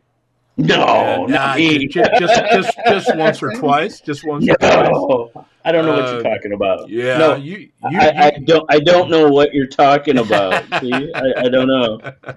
Well, I acquired that similar problem from you, and and quite honestly, um, I always carried, just on a daily carry, even as a kid. I was always carrying small, usually Schrade old timer. Hmm? Whether it was a 2 blade, a single blade, a 3 blade. I've lost a million of them over the years. Um, so that's why they always change. Doing that, and so the traditional has always been around. Then I got into the moderns. Mm. Here it's kind of how I ended up here. Just the modding folding knives and things like that. And in between there, somehow somebody named Finch managed to mash those up into what I think fondly is modern traditional pocket knives. Absolutely, And one the hundred percent. flipper to me, back when I first started seeing them, it wasn't in my wheelhouse either. My first flipper was a Finch. Oh yeah, And which yeah, one? Which one? I'm trying to remember the first one that I ended up with. I think it was one of the holidays. I think, and I'm trying to remember. I think it was the Black Linen Holiday was my first Finch, Okay, okay. and we did that kind of impromptu meetup at Mm-hmm. Benchmade, which was the first meetup that I'd ever attended. Where met you and so many other wonderful people there. Mm-hmm. And Zach and I were talking about that, on the interview deal that we did with him, and there was JB, and you just rolled that sucker out, and even a new guy like me walking out there not knowing anybody, you were out there, had that roll out, and just, what do you want to look at? Oh And yeah, we started just yeah. looking at stuff. And I'll never forget, you were talking about that white bone holiday. And Oh that was the yeah. very first Finch that was ever put in my hand, was your white bone holiday. And I'll tell you what, it was. And it was, like I said, there was already a curiosity there because of the blend, but it was still Yeah. so new. And there's something about the way that they feel in your hand, or at least for Hmm. me. The Finch Yeah. has a very, very unique feel. It has, to me, an incredible balance. Hmm. And I think across the board, how they kind of carry that feel, because they have such a wide variety of designs. But I'd love to hear more about your more about your Finch passion, where that started. If memory serves me Oh, right, unless you missed a couple, you finally pedaled all the way back, and you've got the complete collection. Last I knew. as far as I know. Okay. As Yeah. far as because I've said that a few times, and then, oh, what about this one? You didn't tell me Oh that one no. existed. But as far as I know, yes, I think I own every Finch model in every handle material that's been produced, and I've got a couple of prototypes as well. But Yeah. where did it start? It started absolutely at the beginning with the Runtley. That's where it started. A knife patterned after a fishing lure, two of my favorite things in the world, Right. and it was just a little guy, wasn't very Mm-hmm. big. They had me from the get go. They did. They hook, line, and sinker, pardon the pun, but they had me from the get go. And um, it was that. It was the blend. It wasn't only the blend of the modern and traditional, but it was their inspiration. Early on, it was their inspiration behind the knives. Like the 1929. That was, what was that? That's Yellowstone. That's Yellowstone. Mm-hmm. They wanted to commemorate Yellowstone, so they did the 1929. The Takuna kind of goes back to, I believe it was a South American tribe, if I remember correctly. That was their inspiration for that one. One of my favorites is the Chernobyl ant. Right? Is there a better carrying Finch knife for an EDC than the Chernobyl ant? It's a great little knife, Oh but man, you know what the inspiration for that was? that's the Sodbuster pattern, wasn't it? It is, but Oh, the name the behind it, inspiration in the the name. name Okay, yeah, behind it. yeah, okay. It's a fly, a fishing fly, Mm-hmm. and it comes from, I'm pretty sure, Spencer and his dad out fishing and Nice. just doing stuff that they loved together, and that was the inspiration and the name for the Chernobyl ant. I mean, come on, just stuff like that. I mean, Right? how cool is that? Yeah, I think it's cool. yeah. Well, I do And too, and that's one of the things that early on, and aside from the feel of that knife that you put in my hand, and I handled, I think, maybe not all of the ones you had at that meetup that day, but 3 or 4 of the different Finch knives that one day. And it was like, as we were talking and we were looking at them, it was like the theming, the holiday, I love me a good Doc mm-hmm, Holiday, man. And it just mm-hmm, happened to be a warning on top of it. Boing, mm-hmm. fireworks going off, right? But yeah, the holiday, the McCoys, the Hatfields, The Hatfields and there's McCoys. there's a story behind everything. The buffalo Mm-hmm. tooth, the Runtley, Yeah, and yeah. I do. It's just, well, it's kind of like what we're doing here. There's always a story behind everything, Oh, absolutely, and absolutely. some people maybe aren't into the story. That's fine. I get that too. But Oh yeah, yeah, yeah, yeah. yeah, I'd love to know the But history that's and how it was developed and how they're trying to represent it. So and absolutely, and they're me growing up in the Midwest. They're Midwest guys. They're out of Kansas, and mhm. it just kind of.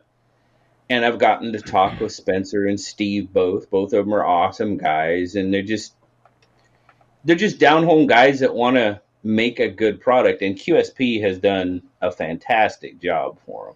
They really have.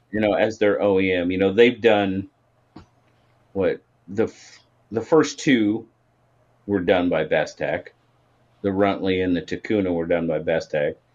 Everything else, with the exception of the Runtley XL, And they circled has back to been done Bestech on that, right? absolutely because they had Yeah. the pattern. They just had to upsize it, Yeah. which made total sense. I finally picked one up. Glowworm sitting right over there.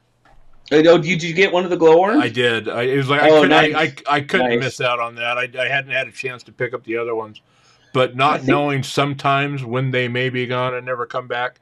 Like I said, I'm still looking for a white holiday. Just saying, if anybody's got one on the shelf out there, I've already bugged him to death for his. It's not going to happen. So, might as well put the call to action out to the rest of the no, community. that one's Yeah. definitely not going anywhere. And trust me, you're not the only one. Oh, I know I'm not. I've had I'm one of several. many. I'm one of I've many had that several. compete to throw those comments in the live. JB, what are you doing with my holiday on the live Yeah, again? And yeah. usually I'm the third or fourth one that gets it out there because I don't type near Oh as fast yeah. as they do. Oh yeah. But Yeah. But yeah, I even asked him. I was like, hey, are you gonna do another run of the White Bone Holiday?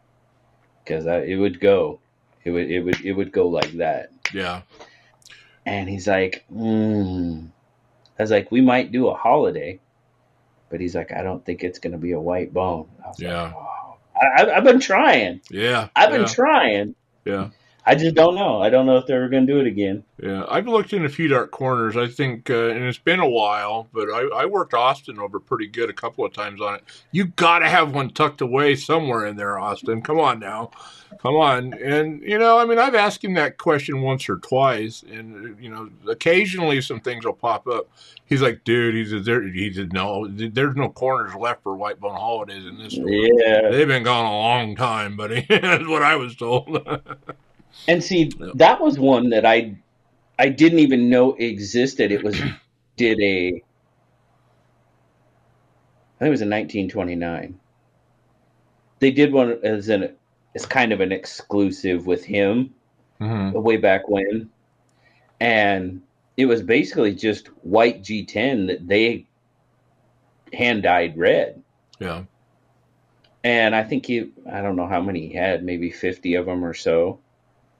And I didn't know it existed. And I'm saying, as far as I know, no, you don't, because there's this one. I'm like, well, you got to tell a guy. Right? I managed to get my hands on one. Nice. Managed to Nice. find one. I don't even remember. But you want to talk about community and me being, the Finch guy. I don't know if you remember, and it hasn't been that long ago. You may have been around for it, but it was when I was looking for the Takunas. The Takunas were pretty hard to find. No, I think I do remember it, and you had a And couple of those. The I found community one. help. I found one on eBay, but it was overpriced. Mm-hmm. It was overpriced. And I'm like, oh my goodness, do I do it? I was trying to, and there you go, Mr. DSKFS himself. Let's get JB the Takuna. And people just started donating money in the live stream. Yep.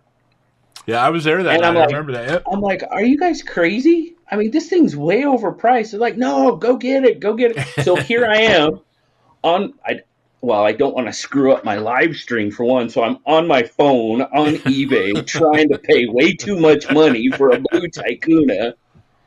I got it. Nice. But yeah, Nice. so that was pretty cool. That was pretty cool. So, well, hopefully there's not any exclusives that they failed to tell you about at this point, because that would be disastrous to get much farther down the road and find out it was there and the chances are gone. yeah. I think I've cleared all those hurdles. Nice. I think that one I talked about with TPK, that was the last sort of, that was out there way back when, and I managed to find one and get one. I'm pretty sure, there again, as far as I know. That's all I can say. As far as I know. Yeah. So very cool. You got to watch Spencer and their, because they sneak them in on theirs, like the glowworm. Yeah. They kind of sneak them in every once in a while. So I got to be like clicking on Finch. All right, they sneak anything in there because I think there was only 50 of those. Yeah, I think that was a pretty low number, and that's what kind Yeah, of made me just go and jump on that one, as I'd heard yeah. that it was limited, and it was like, I'm not doing this one again, because with these bear paws, I wanted the XLs, and I still want to circle Mm-hmm. back and get the other ones at some point too, which I probably Mm-hmm. need to get on before they're gone too. But you know, this is that list is there's a big offset. Oh, Oh man, let's see real quick. What do we see? I'm going on Finch's site. Oh, they changed up their site again. Oh man, I haven't looked at this. Well, I probably haven't looked at it in a couple of weeks. They changed up their site. But the Rentley XL, what do they got? Oh, they got all of them. They're all still available. yeah. They say still available anyway. Last I looked, they were, yeah. Yeah. So, but yeah, that glowworm, it was like, yeah, that's cool. Well, you know, and what turned me on to the wanting to make sure I got that glowworm was that Chernobyl ant with those glow scales on it. Yeah. And Yeah. it was like, it's they're gorgeous when they light up. I mean, Oh yeah. the material that they're using to get that color out of it, they're unique. You know, they just really are. But yeah, that Yeah. Chernobyl ant, I've got two or three of those, I think, and I carry the micarta one a lot as a daily Yeah. carry. I just love the feel of the texture in the micarta in my hand. But just Yeah. what a neat pattern to have in your pocket, and so useful. My favorite like user Finch is still the Devil's Finger. Oh, That another is a great one. great. That is a Mm-hmm. for me. It's. I mean, I use them. I use them all when I carry them. Yep. But that is just like it still is. It's still my favorite user. Yep. Yep. And I would rank that. That's one of mine with the green micarta. I've got a couple of them, Mm-hmm. but I always grab my Mm-hmm. green micarta Devil's Fingers, the one that Mm-hmm.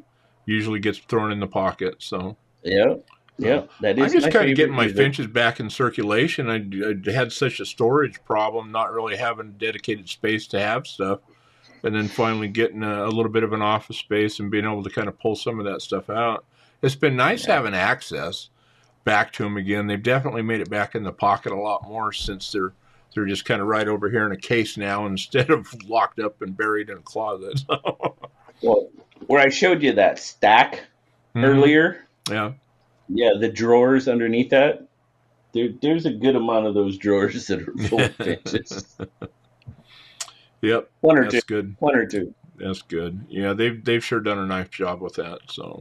Yeah. So big fan. Oh yeah. So between Benchmade and Finch, those are my two problems. Everything else becomes an accessory aside from that. But so it has been nice. Go ahead.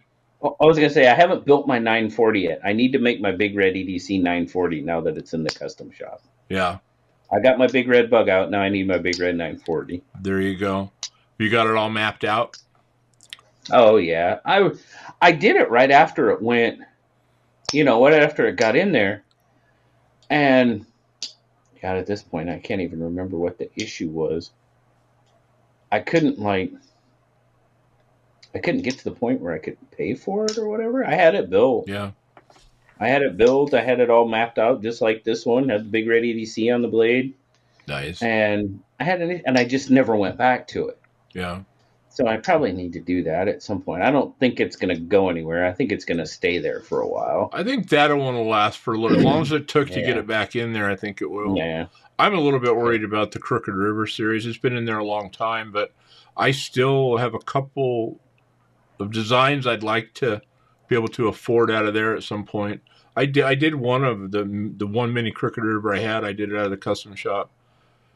I've had some, as much as I love Benchmade, and I don't necessarily, this is a modified bug out right here. Oh yeah. But, Yeah. you know, for me, Benchmade has struggled off and on with some of their quality control. You know, and there's always kind of been that stereotypical gritty break-in with most of the Benchmades that I had acquired kind of up to the point I did that first custom shop order. I was just accustomed to having to go in, do what I was going to do, clean them, lube them, do the magic, kind of fast break them in to get the action I want out of them. That mini Crooked River was the first thing I got out of that customer. It had the most beautiful action. There wasn't a flaw in that thing. I was like, see, Benchmade, we knew you could do it good out of the box. Yeah. And, you know, the cool thing is obviously I think a lot of people were struggling through particularly the COVID area with just employees and customer service related stuff and whatnot. They've really turned that around, you know, that I've heard, that I've experienced in quite a while now. They've just, even their production stuff's been coming out a lot nicer with a lot less issues, you know. And I never had anything that was messed up, you know, as far as couldn't be fixed. It was just, for whatever reasons, it was always just a little gritty feeling. Yeah. You know, and but yeah, no, they do a good job. So. Oh, that's this one. I mean, this is the action it came with. I was so happy, so pleased with that one. It came out perfect. And so, are you a Crooked River or a mini Crooked River guy? Well, I do not have any of the full size Crooked Rivers. Okay. I would like to. Even with the big bear paws, quite honestly, for a daily carry knife, I actually prefer more of a 3-inch blade, you know, as far as a carry blade. You know, I just think, and I'll usually keep a bigger knife and what I'd call a smaller knife. You know, today, you know, had that guy, you know, with this one backing him up. You know, and I usually don't try to double up on the blade styles that I have on the same day. But I've just always felt like it's kind of bigger than what I would carry for a daily carry. But I need at least one in the collection. The mini Crooked River fits the bear paws. You know, it's got a big enough handle on it. It fits in there really nice. And it's got that little bit smaller, more controllable blade. And, well, for me, the mini Crooked River is a full-size knife. Yeah, I believe it is too. I mean, quite honestly, the Crooked River probably should have been an XL. The mini probably the standard. And I'd love to see him do a mini at this point. You know, it would be fun to see him do something in that mini bug out, that mini 940, that 945, you know, platform with that thing. I mean, I'd be there. I'd try one out. You know, even with the big hands, but no, it's neat. I've got the orange version on the mini. There's a blue one in my future. You know, I love my blue. So, but yeah, a green one maybe. I don't know. Yeah, I got to win the lottery first. So yeah. So somebody else has come calling recently, and that set back some of the stuff a little bit there, but at some point needed to experience a little Jack Wolf. So. Oh, absolutely. Yeah. Absolutely. That's there. You're talking a whole different plane. Oh, absolutely. That's on a whole nother level. Yeah. Whole nother level. And I know people get kind of snarky about it and stuff, but I mean, if you just look at them, yeah, they're amazing. I'm sorry. They are the best made slip joints out there right now. Yeah, that I can see, and this is the first and only one that I've acquired. But I've handled quite a few of other people's. I've yet to ever see a flaw in them. Oh, no. Nor do I. I don't think I recall seeing anybody do a review on them that's ever found a flaw either. You know, and they're just amazing. All I got to say is another shout out to Austin. If anybody hasn't been paying attention recently to traditional pocket, he's been running some amazing sales over there. Just saying, over there. Yeah. There maybe was another order put in the other day on some sale knives. Austin, you're killing me, man. Oh no, Austin's awesome. Yeah, Austin is absolutely awesome. He's running and I don't know. He's actually. I think he's gonna make the knife business his full time. It sounded like. Yeah, it was that he was on Knives Fast with Casey here was a couple weeks ago, and that's kind of what it was sounding. It sounded like maybe he's already made that move where it doesn't sound like he's working three jobs anymore. He might have made the move, but yeah, he was talking about it a while back. You know, most of my orders that I put in with him and most other people, usually they happen late at night. You know, I'm a night owl. Right. You know, and that's Right. kind of when I have time in my life for my knife life. And I don't know how many times I put in an order with him at anywhere between 11, 12, 1 o'clock, you know, Pacific time. Mm-hmm. And I'll wake up in the morning with a timestamp email less than an hour later that it's the shipping label's created. It's like, dude, I know Mm-hmm. you're an hour or two ahead of where I live, but you're getting up way too early in the morning. You're not going to sleep early enough, you know? Yeah. And Yeah. yeah, I Yeah. mean, some of the most amazing customer service that I've ever, of any kind of business, just Yeah. time and time again. You know, everybody gets it. I mean, it's almost every order. I don't think I've ever seen any of my orders go beyond the first day mark before you got a shipping notification on it. Oh I don't think no. ever. Yeah. That might be. It might be. Well, I'm sure he's got somebody filling orders for him. But Yeah. it was funny. He was like, when we were on vacation, he messaged me and he's like, "You're in Hawaii right now. I'm going to be there in a couple of weeks." Oh, right So on. he's going to get a vacation in too. So good for Yeah. him. Yeah. So, So, yeah, I but I'm love. sure he'll have somebody filling orders. Sure. Yeah, I love his story, his grandfather's story. Oh You yeah. know, and I first Uh, found out about that on your channel chat you did with him. Is where I oh learned yeah. Yeah. about yes, Clarence Reisner, right? I got the Hmm. C right. It's Clarence, Grandpa Clarence. Hmm. Yeah. So Yeah. yeah, what a neat story Yeah. that was. So Absolutely. yeah. Yeah. And it's funny how well, like you said, just finding out people's stories and Mm-hmm. finding out behind what really drove them, and that was definitely his grandpa taking him to all these shows and doing the knives and stuff. He's definitely well, if you remember from that, he had a knife collection before he was born. Yeah. His grandpa was Yeah. collecting knives for him before he was born. Mm-hmm. It's like, well, la di da. Oh, come on now. You're not saying he grew up with a silver finch in his mouth, did you? Yeah, no, with him it was probably a silver GEC or Yeah, something like that. correct. Yes, Yeah, I'm my yep, bad, Austin. I'm sorry I yep, misspoke. yep, yep. Sorry, I've still got Finch on the brain. He's my Yeah, Finch dealer. absolutely. You know, I mean, Oh, me too. Me too. you started me off and got me over the top, and that's where you were getting it. That's where I stepped. I mean, I'll tell you what, speed dial. He's your man. Oh, he's my man. Yeah. He's my dealer. When I need a Oh fix, I yeah, call yeah, him up. yep, I dial up Austin. Absolutely, yeah. 100%.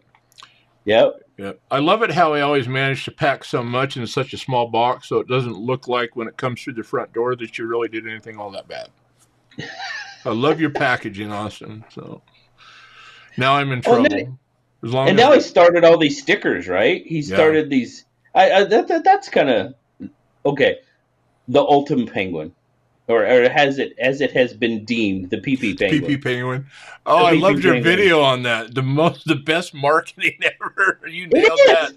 It It's is. fantastic. That's Mm-hmm. why I was like, how can you not get in on that? I don't care for Ultim. But you know what? He owned it. Mm-hmm. He owned Ultim. I'm sorry, he did. Yeah. Yeah. The penguin, the peeing penguin. Yeah, well, you know, there's probably the next big craze. You know, there's angry watermelon. You know, Angry watermelon and the I'll peeing bet you penguin. just with him doing that, I bet you the whole. You watch, there'll be PP Part 2. I guarantee at some point it's coming out. The angry watermelon and the pee penguin. Yeah, Oh yeah. god. Pretty soon we're gonna have a Oh. PP watermelon or something. But Oh no! Don't go there. Not the fourth. No, no. uh, All right, yeah, all right. yeah, If they yeah. do, they do. There's nothing I can do Yeah. about it. Well, I'll say this. I agree with you. The yellow Ultim. I've had zero desire to acquire anything, regardless of what the material was that looked like that. I mean, it's just. I agree. It's not an attractive. I was fortunate enough to win a live stream here a while back from Casey over at Nice Fast, Mm-hmm. and one of the knives that was in there was It had the Ultim handle on it. It was the Kubi Dust Devil, the little fixed blade, and that he'd thrown in there. And I was like, hell yeah, all right. I want to check out that little fixed blade. It was like, but it's got those crappy colored handles on it. I'll tell you what, it got here and I opened it up. I was immediately impressed with the texture on it. I quite honestly, I forgot about the color. And as soon as that texture, and that's why I like micarta so much, is I like the texture. Yeah. Smooth micarta is great, but I prefer the texture. And the milling that they had put on those Ultim scales on that Dust Devil, to be quite honest, I was thinking about probably I'll just recycle it as a giveaway or something like that, because after I check it out, because I don't think I want to. I think I'm going to actually carry it a little bit, which I generally haven't carried, daily carried fixed blades. They've always been hunting knives to me. Right. And it's just a neat little package, but it's the texture on the scales that they put on the milling on there. And now, I've had some of those Ultim scales that do have really nice texture on them. Absolutely. Absolutely. Yep. It's just, I'm not big on the color, and I'm not really big on translucent. Correct. Yeah, I mean, let's get some red, some blue, some green. It's kind of a double whammy for me, and it's not horrible. It's not. It's just not. There again, it's just not my favorite color. Yeah. Really, is all it boils down to. Well, and the reality of it comes to, there's so much stuff out there. Everybody's not going to like everything, and you just got to play within your wheelhouse, and, there's plenty to go around. Except for white holidays. Except for white on the holidays. Yeah, no, there's not enough stuff to go around. But I gotta go back to Finch for a second. I'm sorry. Yeah, no, go ahead. But the other one that they do is their abalone. Oh, that they get on some of those is gorgeous. Absolutely gorgeous. They've done, what is there, 3 of them? 2, 3 abalone knives now.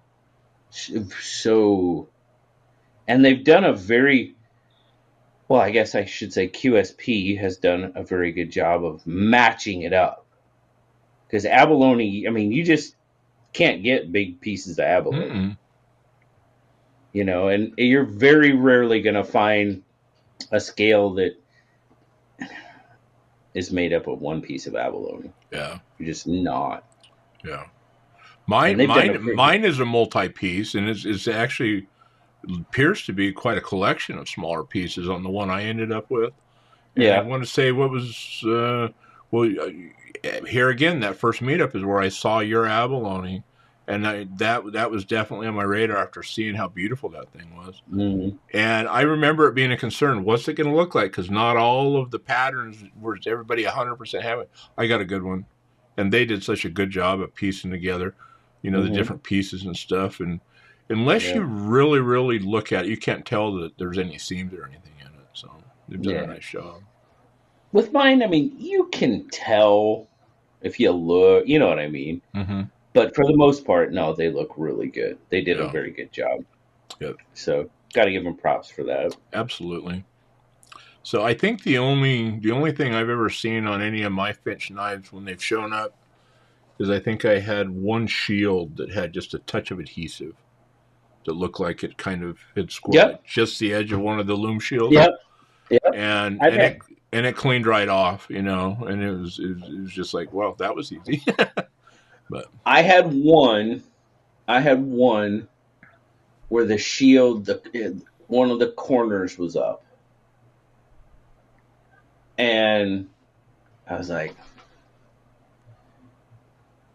so I fixed it. I pulled the shield off. Okay. I pulled the shield up and kind of sanded it off real quick and kind of cleaned it up and then glued it back down. And I got it set back. It wasn't perfect, but I got it set back down so it was lower than what it was. It's still raised up just a little bit. But other than that, man, I had one that I've got one that's got some decent. It's not horrible, but it's got some decent lock stick. Like Yeah. I think it was one of the Hellfires. When I first got it, it had some pretty decent, pretty solid lock stick, but I cleaned off the face. Mm-hmm. Took some alcohol, cleaned off the lock face and stuff, and that pretty much took care of it. Yeah. I think So most of the times when knives show up with issues, oftentimes they just need some cleaning, yeah, well, you know, absolutely, and the absolutely. manufacturing process and stuff. It's got to be next to impossible for them to keep everything totally clean. Well, on You a know, huge production, yeah, slapping them together that fast. So yeah, and I mean, trust me, there'll be people that argue that they shouldn't be like that. And, I kind of understand that side of it too, but I'm not too upset if it needs a little juice or mm-hmm. needs a little cleaning. I'm not above doing that. Yeah, It's just and they'll even like the slip joints. Especially the Rough Riders. You'll get those. mm-hmm. They'll definitely have some. Sometimes they'll have some grit and stuff in it, and I just pretty much douse it in oil and blow it out with canned air and blow that grit out of there, and it seems to work every time. Yeah, I've used it, and I learned that method from you. You did a video on how you flush slip Mm-hmm. joints. And it Mm-hmm. was like, holy crap, that's how you do that. All right on. Well, that's how I do it. That's how I do it. I'll tell you what, it's like, I mean, I've been carrying some form of slip joint all my life. I've definitely had them when they got so gunked up because of the way I Mm-hmm. used them that it was like, Mm-hmm. I'm never going to get this cleaned out of here. And Mm-hmm. I've gone back and grabbed a couple out and used that, and it flipping works. Oh And, yeah, it blows that stuff out of there. it doesn't have to be a slip joint either. Sometimes on one of your folders, I've done it before Oh too. sure. You use it Yeah. and you get a bunch of stuff down in there, but you don't want to tear Mm-hmm. it totally apart and you just want to try to Mm-hmm. flush it out. Do the Mm-hmm. same thing, whether it's your Yeah. washers or your bearings. You just flush that stuff right out of there. So Scoop it up with another, oil and blow it out. absolutely, another wonderful Big Red EDC tip of the week right there. I love I it. It still get works. I still get comments on that video quite frequently, I would and imagine. I mean, I'm glad I'm pretty sure somebody asked me. I'm pretty sure that's how that video came about. And somebody asked me, "Is like, well, how do you get that out of there?" And I was like, "Well, I just." And they were like, "Well, could you make a video?" Sure. Well, yeah, I guess I can. Never, just never crossed my mind. It was just something I did, and I was like, "Well, yeah, I guess, sure, why not?" yeah. So I did that, and oh yeah, I still get quite a, everyone. I mean, not a lot, but I still get comments. Probably as recent as a couple of weeks ago, and that video has been out for 2 or 3 years. Yeah. So that's kind of cool. That's kind of Yeah. cool when you can help somebody out like that. That's cool. Absolutely. Absolutely. So, well, and we've talked a lot about, I mean, that's the community's full of that kind of stuff, Yeah. Oh yeah. Yeah. and, I know I've been asked around the house a few times, why are you watching those videos? Why are you doing this? Like, I'm learning stuff. Well, how can you be Mhm. learning something? It's like, just trust me, I'm learning something. Yeah. Oh Yeah. yeah. Yeah. So, Trust me. Trust me. I'm yeah. learning something. Yeah. Yeah. Oh yeah. So, absolutely. So, what other future plans have you got coming up with Finch or any other stuff? Any other goals that you're working towards on the collection? Or Collection goals. Not people, and that's the one thing people always. Do you have a Grail? I really don't. Mine, the next Finch. That's my Grail, basically. yeah, Other than that, no, I really don't have any Grail knives like that. It's just I just never really have. Like I said, that 940 was kind of the mm-hmm. first one that I was just like, ooh, I think I need one of those. Right. Um, but what else is coming up? Looking forward. Well, yeah, I do have a goal. It looks like I'm going to be able to make it to Atlanta Oh, very cool. for Blade Show, and eh, if I can make it to Blade Show West, that means I'll have made, because last year I did all three Blade shows in 1 year, so I got that goal. Mm-hmm. Well, if I can make it to Atlanta and Utah this year, I'll do the big 4 SHOT Show and the 3 Nice. blade shows all in 1 year. Yeah. That's a little bit of a goal, you know. Yeah. Well, I mean, So, you know, anybody that's been watching for a minute knows that you have had some unfortunate, very last minute cancellations on some of those shows. oh, SHOT Show for sure. That was didn't you catch COVID right before SHOT Show? When you caught COVID, I think that shut you down like days before. Yeah. It was the week of. Yeah. Well, it was the week before. It was the week before. Because I was due to leave on Sunday, and I think I came down with COVID on like Wednesday. Mm-hmm. Like, great. But no, this was the 4th year I had been signed up to go, and the first year I actually was able to attend. Nice. Work got me 2 years, and then COVID got me that year, and then this year I was finally able to go, and I'm so glad I did. Nice. That was really, really cool. Yeah. That was really cool because it was an opportunity to talk to these, you know, manufacturers and stuff like that. Because it is harder at the blade shows. Because people, you know, SHOT Show is huge. SHOT Show is huge because it's everything, of course. Yeah. And there's a lot of people, but there's not a lot of people, if that makes any sense at all. Well, I mean, you're going to an industry show, and I exactly in the automotive world, I've experienced kind of both sure. industry only and then a combination of it. And you're right, because, you know, like SEMA, a big automotive industry show, boy, I'll tell you what, if they just let the general public in on that thing with all the trade people from around the world that are there, you're not going to move. Yeah. And I mean, that convention center down there's a big place. And when it's just full of professionals and you have a hard time just kind of making your way through the crowd, it would be unbelievable what would happen if they turned the whole world loose on there. Oh, yeah. Oh, yeah. But it was awesome because you really got some time to actually talk to people. Mm-hmm. That was really cool. Yeah. That was really cool. I'm so glad I finally got to go and experience it. And if I can, I will try to go again next year. Nice. Of course. Yeah. I'm gonna try to go to all of them that I can. But wasn't there just a show down your way? I think last weekend I heard about it at the last minute, and then plans weren't going to allow it. I think it was Zach that was asking me, telling me that Eugene had a. Yeah. I want to say, don't hold me to this, I want to say maybe it was Oregon Knife Collectors, one of their shows that they were hosting in Eugene. And it was because I know QSP went. Yeah, I know David went from QSP. Mm-hmm. I know he was there. Yeah.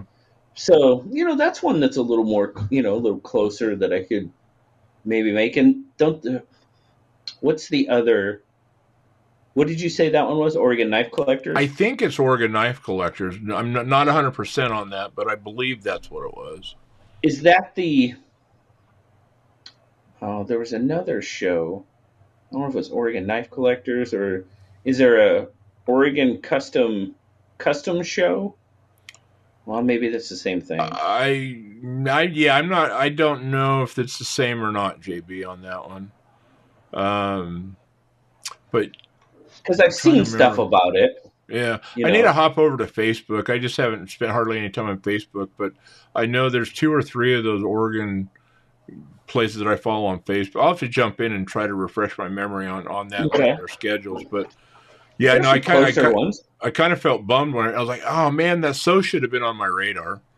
And you know, life's just been crazy lately, and it was just like it was just one of those things that didn't have any time to be discovered. But yeah, I was headed to Blade Show West last fall, and then life happened. I mean, rooms were booked, and we were actually already halfway there in travel. I was like, oops, this isn't going to work out. So that's my goal, is to get to West this year.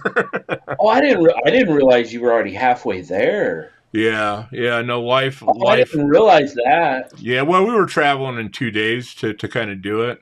And like I say, life interrupted, you know, basically at our first stop. And it was like, well, not enough time chill out here and turn around and go back early, you know. So, Yeah. but Yeah. we had a couple of those last minute cancellation deals, you know. Just something about life and businesses and work. They have a funny way of letting you know, no, you need to come back. That's what we always tried to tell our kids. You know, you can plan and plan and plan, and then sometimes life just gets in the way. Yeah, and it does. It does. You know, things just happen. Yeah, and you know, shot show. You don't make it until the fourth time. You know, stuff happens. Right. But I hope you, dude. I hope you can. I hope you can make it to West. That would be a lot of fun. Yeah. No, I definitely looking forward to trying it again. So I know Nellie wants to go. There's no doubt about that. Yeah, she got the hook up there with all the she's scrapbooking and stuff. Oh, yeah. That's the Mecca for her. Uh-huh. You don't even have to ask permission if you can go to that one.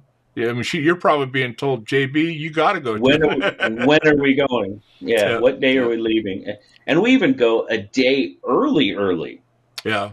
So she can do that stuff, which is fine. Yeah. That's fine. Because like last year when we did it, I just told David, I was like, hey, I'm going to be here. I really don't want to go scrapbook store hopping. If you want help setting up, I'll gladly help you set up. I'm going to be needing something to do. So that's what I did. I went over and helped him set up and everything. Nice. That was cool. It worked out. So yeah, you actually went down Texas Blade Show and kind of helped him work the booth down there, didn't you? I was actually working the booth at Blade Show, Texas. Yeah, that was fun. Yeah. Well, there again, you're just talking to people about knives. Yeah. That's all you're doing. You know, you're doing. Now, I didn't go as Big Red and to do the recording and all that. Yeah. You know, he said, because I wasn't going to go. Yeah. It was too close to SHOT Show. They moved it back because last year it was middle of March and they moved it back to the end of February. I'm like, that's just too close. You know, maybe if I could have had that extra pay period, I might have been able to swing it, right? But I was like, no. So, and he's like, well, if you can get the time off, you come work the booth. Nice. And it worked out, and it was a lot of fun. And like I said, just talking to people about knives. It's what we do. It's what we're doing here. It's what we do on live streams. It's, you know, and there again, meeting the people. Absolutely. It's the best part, meeting the people. Yep. I met new people I'd never met before. You know, just a lot of fun. Yeah. Some of the funnest things that I've been a part of, not that what we do online and stuff isn't great, but the knife meetups, and I haven't been to a ton of them, but I've managed to be to 3 or 4 of them now. It is just such a pleasure, even if it's just small, even if it's just 3 or 4 people, you know, it's neat. And just seeing, well, one, getting a chance to handle the knives, you know, and trying to figure out, you know, because there's a lot of people out there. We don't have hardly any knife shops really down here. We've got an Army Navy store that has a really nice variety and collection. That's the closest thing to a knife store we've got. Rest of it is kind of, you know, sporting goods type stores with their basic limited variety, you know. And so it's just a great way to get stuff in your hand. You know, I'll guarantee you in this town, there's not a Finch knife anywhere. I'm not going to discover that walking around in this town, right? You know, it's going to take a JB to put one in my hand, or, you know, to handle, you know, this Benchmade or the Spyderco or, you know, things like that. So, but, we really don't here either. I mean, we've got Sportsman's Warehouse. Like, I'm talking close by. Yeah. You know, maybe a pawn shop here or there you could find a rogue something or other every once in a while. Yeah. But we really don't either. And even I've looked, and even really Seattle doesn't. I mean, you got Cabela's and Bass Pro Shops, you know, in Tacoma. But no, there's just nothing. There's nothing that close. Yeah. And it's kind of funny you say that, because Oregon's kind of knife mecca in a way. Yeah. all when it the comes to companies that are down. manufacturers. Yes. Yeah, Yes. yeah, Yeah. yeah. Yeah. And quite honestly, I haven't explored Eugene or Salem that much. And maybe that's what I need to do. Maybe I need to look in Eugene. Maybe there's some gems that I've just been driving past. Yeah. Assuming Portland's going to have it, which they really don't. They've got that one nice store up in the mall up there, or at least they used to when I was up there. I think Zach's spoken about it, so I think it's still there. But Yeah, I'm not sure. yeah, he was mentioning that when we were talking here the other night, and how he even feels limited, up where he's at, up in the greater metro area. So Yeah, because I mean, you're right. It is pretty much manufacturing. mm-hmm. Because and even then, I mean, of course, you have Benchmade. As far as manufacturing go, but then when you're talking like Gerber, CRKT, not a lot of it is manufactured there. Yeah.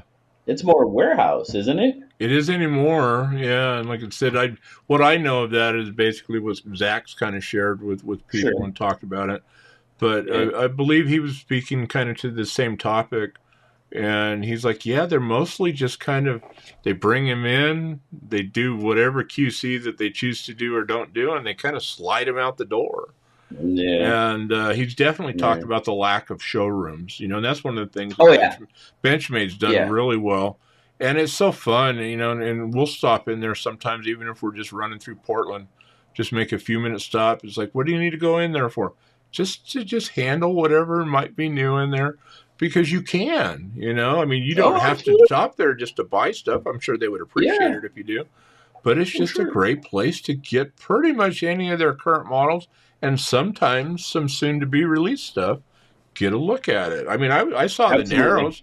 I saw the Narrows and had it in hand at the Benchmade store long before. I wouldn't say long, but before it actually released, Mm-hmm. And, you get those opportunities. And it's a shame that more manufacturers don't do that and don't at least have showrooms, even if they're not going to sell them out of there.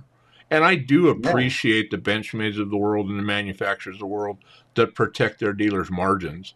We're going through that in the automotive world right now, where the manufacturers are not necessarily trying to protect their dealers' margins, and it's making it very difficult on brick and mortar stores, to do. I mean, the margin's slipping, and that's how people keep those stores open. It's that little bit of margin that they get off of this stuff. So, but no, it would be neat to at least have showrooms, to stop in and check stuff out. But and I think Benchmade might be the only one. Just trying to remember what Zach has said in the past, because I don't think CRKT, Kershaw, I don't think any of those do. Not last I was aware. Yeah. So, yeah, Gerber's lucky they still exist in that town, but somehow they still do. I think I got Zach's goat up a little bit. Yeah, you were working him pretty hard on the Gerber thing, weren't you? this little guy, this little Mansfield. No, dude, trust me. This knife, I didn't pay for it. I did not buy this knife. It came in a box. Did not buy it. But after looking at it, I mean, this knife is better than that thing that came out of their custom shop that he had. And that was over $100 knife. Yeah. That knife was in such bad shape. Just way too many. This was, well, depending on where you go, it's anywhere from $9 to $15 to $18. And they rocked it. But it's not a bad little knife, But, yeah, it's much better than that thing he got out of their custom shop. Yeah, that was anything but custom. No. Oh, it was plenty custom. It had a lot of custom problems. There you go. Okay. It came with custom problems. Kind of like other knives we've talked about previously. Well, I could have assumed that that he was going to tear it apart and play with it, so let him have some fun. But it doesn't sound like that was really the backstory. So. No. Yeah. No. So I have to make that stipulation though. I did not buy that knife. Yeah. So. I paid my price very recently. So. Oh, you're gonna have to do your knife penance now. I did. Oh, trust me, I did. I did. But see, and the thing that's killing me though, because that was one of them. There's still the other one. So there's still that slight little thing in the back of my head going, well, you haven't seen the longhouse yet. And I'm like, and then the other side's going, well, why would I do that to myself again? Yeah. So. Because we're trying to be optimists, JB, and we want to give people a second chance. We're trying. But it's hard. Oh. It's hard, and I don't want to get burned again. Right. Well, like Brother Zach is always saying, handle them before you buy them whenever you get a chance. You need to. I mean, if you can, absolutely. That is the best way to do it, without a doubt. Yep. And, we can't always do that, so you take a chance.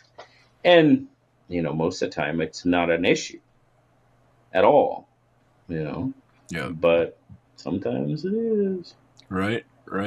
So we need to one of these days get you cornered again. I was kind of talking to Zach about this when we did his interview the other day.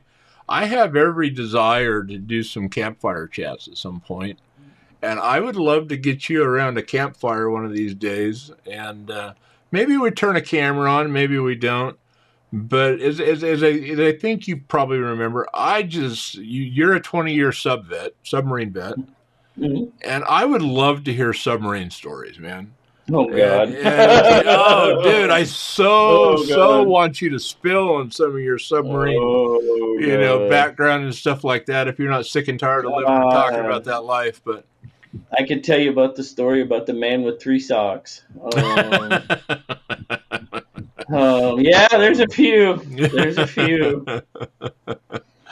Yeah. Oh, yeah. Oh, I so wanted to go there as a young person, and unfortunately, I had an ear problem. None of them wanted me back in the day, but that would have been so cool. I imagine there's got to be a lot of highs and lows through there, but lack of entertainment, I'm guessing, was not part of the problem aboard one of those bad boys. No. So. No, not really. There was some interesting stuff. Yes. Yeah. So, I'm going to throw it out there. I think that I think we need anybody that's watching this at this point to throw a comment down in the chat. Throw down a little hashtag BigRedEDC sub stories for me, and let's encourage him. Let's get him around that campfire. Get him back in front of this microphone one of these days or something. For nothing other than JB submarine stories. That's one of my wish list items. Yeah, like I said, there's a few. I have a feeling if we wind you up and maybe add the appropriate beverage in your hand, we'd probably get you going for a while on it. So. Oh, yeah, there's a possibility. Probably as we're starting to run a little bit on the lengthy side here. But if anybody's already caught the first and now the second pocket talk on here, they're not going to be short form people. We're going to hang around and have a good time for as long as these gentlemen want to talk. But I would love to, like I say, if we get the sub stories going, I think we'd probably burn down YouTube with the length of the video on this one for tonight anyways. But I'd love to hear the story of actually 2, because, I mean, I've heard pieces and parts. Where did Holy Smokes come from? And where did the Big Red Bull come from? Oh, Holy Smokes, it just came out of the blue. Is it? Just there's really no story behind that at all. Yeah. No, not really. It just kind of, and somebody. Well, the story is somebody said, "You say holy smokes a lot." Do I? Okay, okay. That's pretty much the story. And then I just kind of ran with it. Yeah. You know what I mean? I mean, and the bull. I can tell you the bull story if you want to hear the bull story. I can tell you that. Well, I wouldn't have asked if I didn't want to hear. Okay. All right. All right. So this was. Oh, what was it? Was it Blade Show West?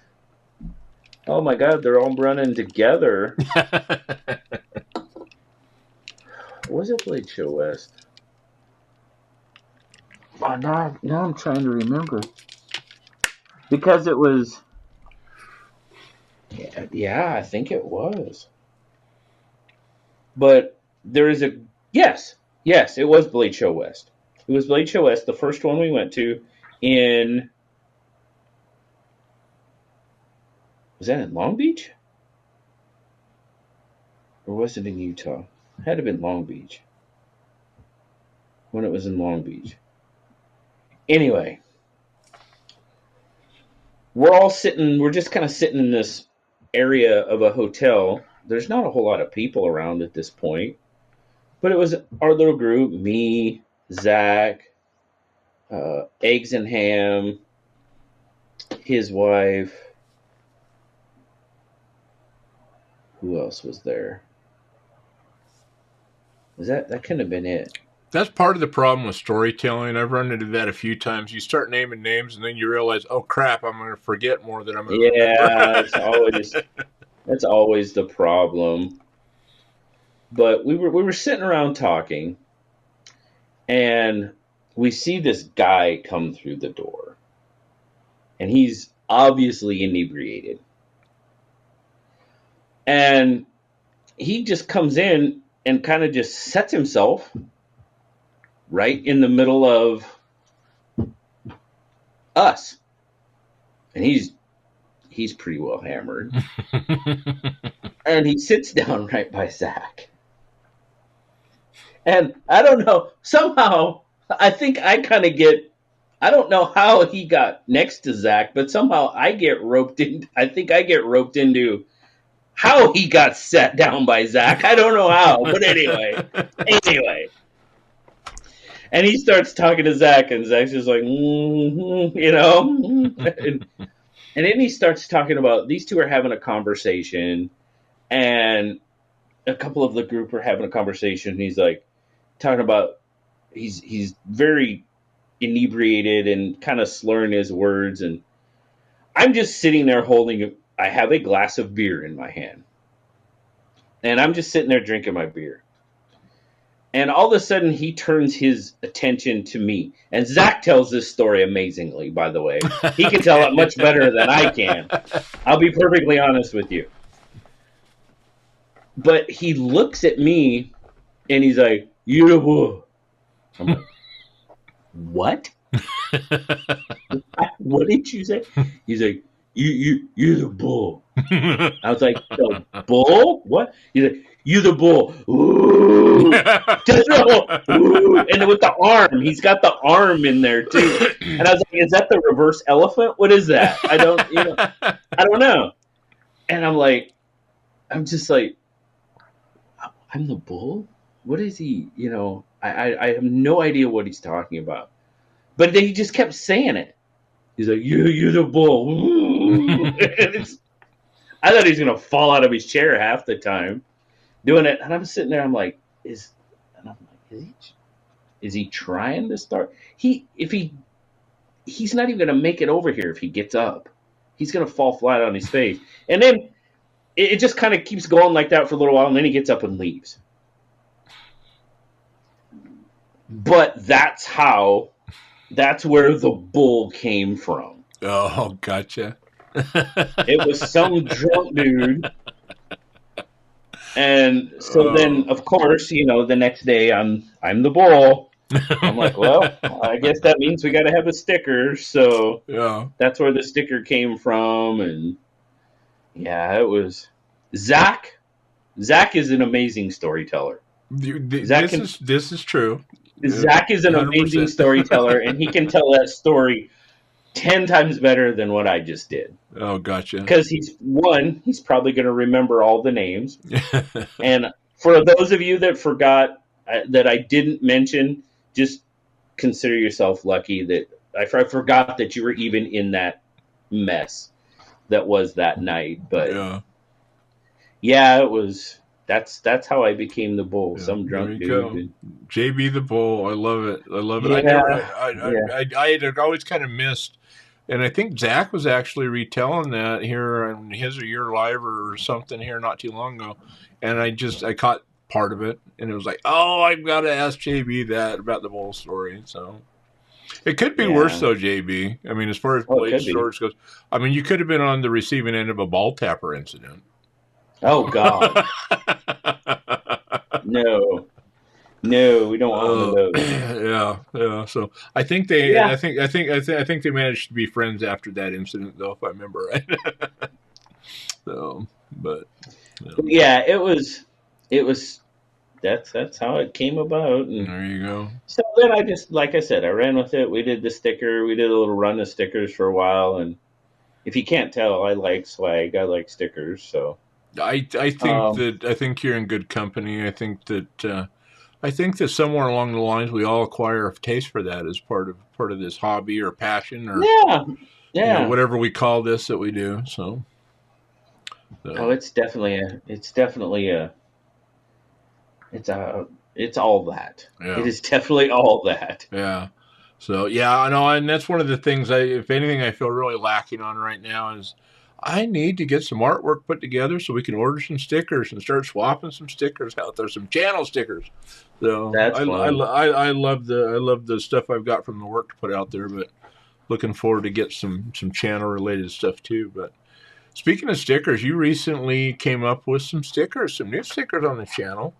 You know, the 37, you know, little. Oh, well, you know, and that's kind of one of those things that just comes from the channel and doing the channel, you know? Yeah. The rule number 37. Yeah. Rule number 37. When in doubt, just keep hitting enter. That's right. Hashtag beat up Jason Brown. Yeah, it's just I mean, you know that story, right? You know how that came about. So it's just those little things like that. Yeah. And man, Rusty Knife Lover has been after me forever to do a 37 sticker, and I hadn't done one, and I finally had to do it. And you did it and got it in spades now. Yeah, and the community's responded so well to that, and I would imagine probably you're getting so much pressure because it had been thrown out there in your lap for all that time. Nobody else was going to go there. It wasn't theirs to do.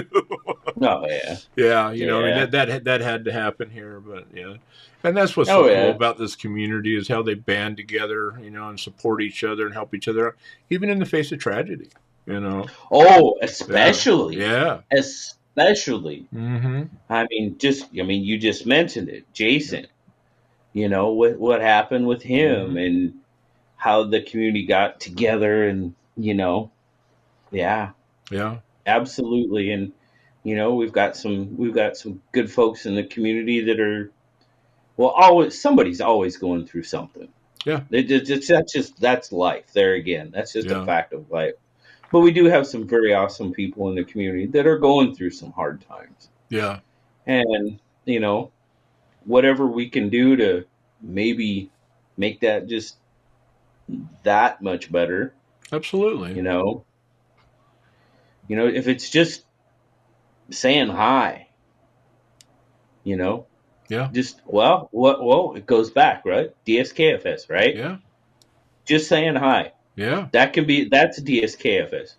Absolutely. Just saying hi to somebody. Yeah, I mean, when was the last time you got a random text out of the blue from somebody you hadn't heard of forever, and you're just thinking about it, you just want to say hi? Man, it can just make your whole day, especially when you're having a bad day. What made that person that I haven't talked to you for that many weeks or months or years just all of a sudden need to reach out, you know? And it just a little bit goes a long way. It's just wonderful. So absolutely. You know, You and I a while back talked a little bit about this. I spitballed, when I was kind of toying with the idea and kind of doing some research on the channel. And you had done some stuff on a vehicle EDC, kind of a poll you did. And I'd reached out to you, and we ended up, and I haven't really, got a whole lot incorporated into the channel yet, but there's going to be probably a whole lot more vehicle EDC coming to this channel than maybe what some people maybe will want, but we'll try to balance that out as we build this thing out. But during that same convo, we were just kind of talking about, how just, and at least this has kind of been my opinion, and some of the stuff that I've seen, observed, and kind of dealt with. I think along with the community blowing up because of COVID, so many people coming to that, it was also very much an escape for a lot of people. And I know myself included, going through that process, even here in the last year or so, it's been amazing, I think, how many of us have picked up stuff and have been affected by stuff we didn't really realize that we were, and you combine that with other challenges in life and stuff like that. And that's what, and I'll be the first one to tell you that as much as it's been prevalent in the community, there was times in the past year or two, I probably should have spoken up and said, JB, Zach, George, whoever, you got a minute to talk, And that's one of the things I think the community has done very well and continues to do very well, is to just let the people out there, man, we know if you're having a rough day, reach out, say something.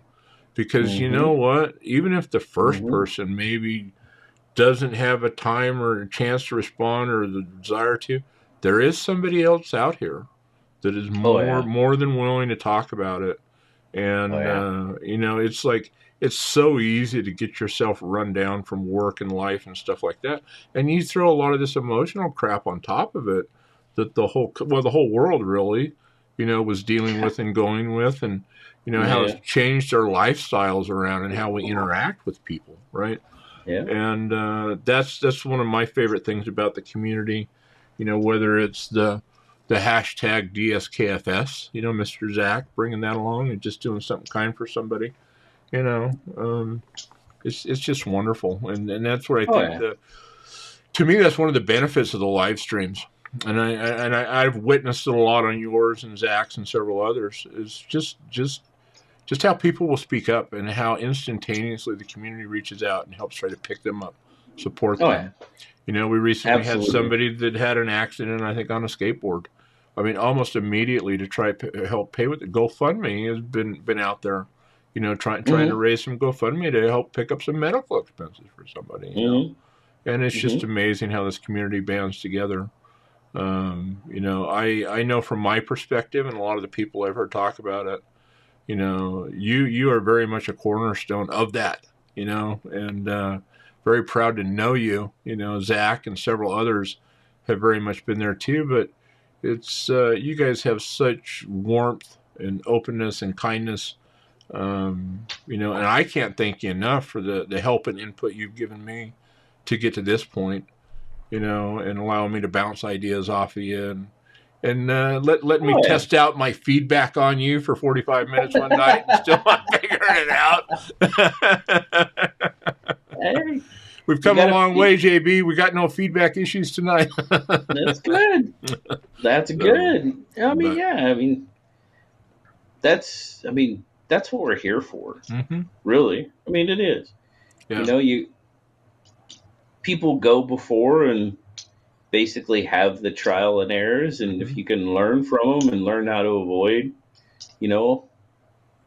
some of that stuff at the very least, it helps. It helps. Yeah. And I just kind of, like we were talking before, I just kind of go headlong into stuff.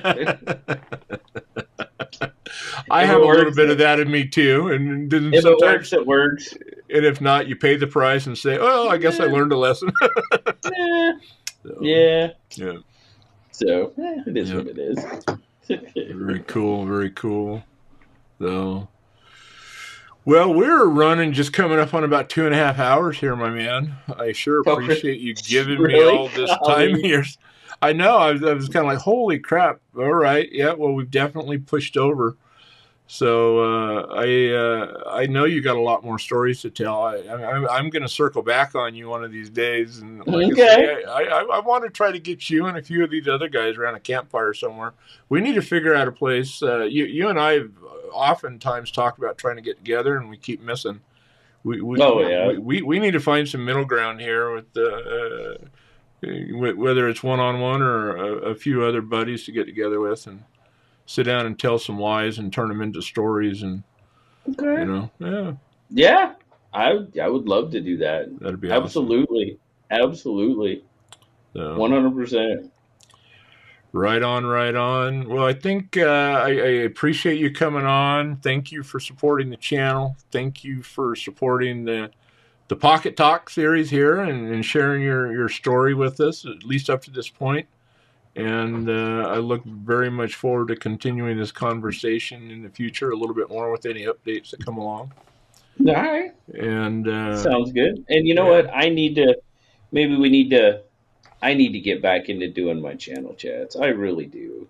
They were a lot of fun, and maybe we can turn it around, and I can I can pick your brain and have you tell me stories and hey, you know what? You got changing the pocket with me. You just give me a call if you want to go down that road, and I'm happy to oblige and return the favor. Absolutely, but and that's the cool thing, right? I mean, we can sit here and we can pull in another half a dozen people into this, and we're not going to get through all the stories in one Ah, sitting. no, It's just not. So, but no, no. like we talked about early on. I think you should. I mean, and I know your work schedule makes it tough to be as active in the community and the places you want to when you want to be, but there's a few of us night owls out there, so you Oh give me a yeah. call. Oh yeah. We'll do one, and I'm a fan. Like I said, I found it very helpful to me when I was recovering from an illness, and just loved it, fell in love with them to the point that it's very much part of as I started thinking about seriously doing this channel. I knew that this needed to be a part of what I wanted to do, and Cool. Cool. I could be wrong, but my guess is there's a lot of other people, whether they're new or been around for a minute, that probably really appreciate learning some of your story and hopefully other stories to come. So Well, I thank you very much, my friend. And thank you. we've kind of come to that point in the program here. I don't know how, but if somehow you're seeing my video and you've not subscribed to JB's channel, get your butt over to BigRedEDC and hit that subscribe button and light up that notification bell because you do not want to miss any of his content. And do me a favor, we need to definitely show Big Red some love. Throw that hashtag down in there and let him know that you're watching this and what you thought of him, and say thank you in the comments. And we look very much forward to sitting down with you again sometime, and we look forward to the rest of you guys and catching up with you on the next Pocket Talk. And we thank you very much for joining us tonight on the Pocket Razors channel. Peace out, everybody. Thank you, Mr. JV. You take Thank care, my you. friend. You too.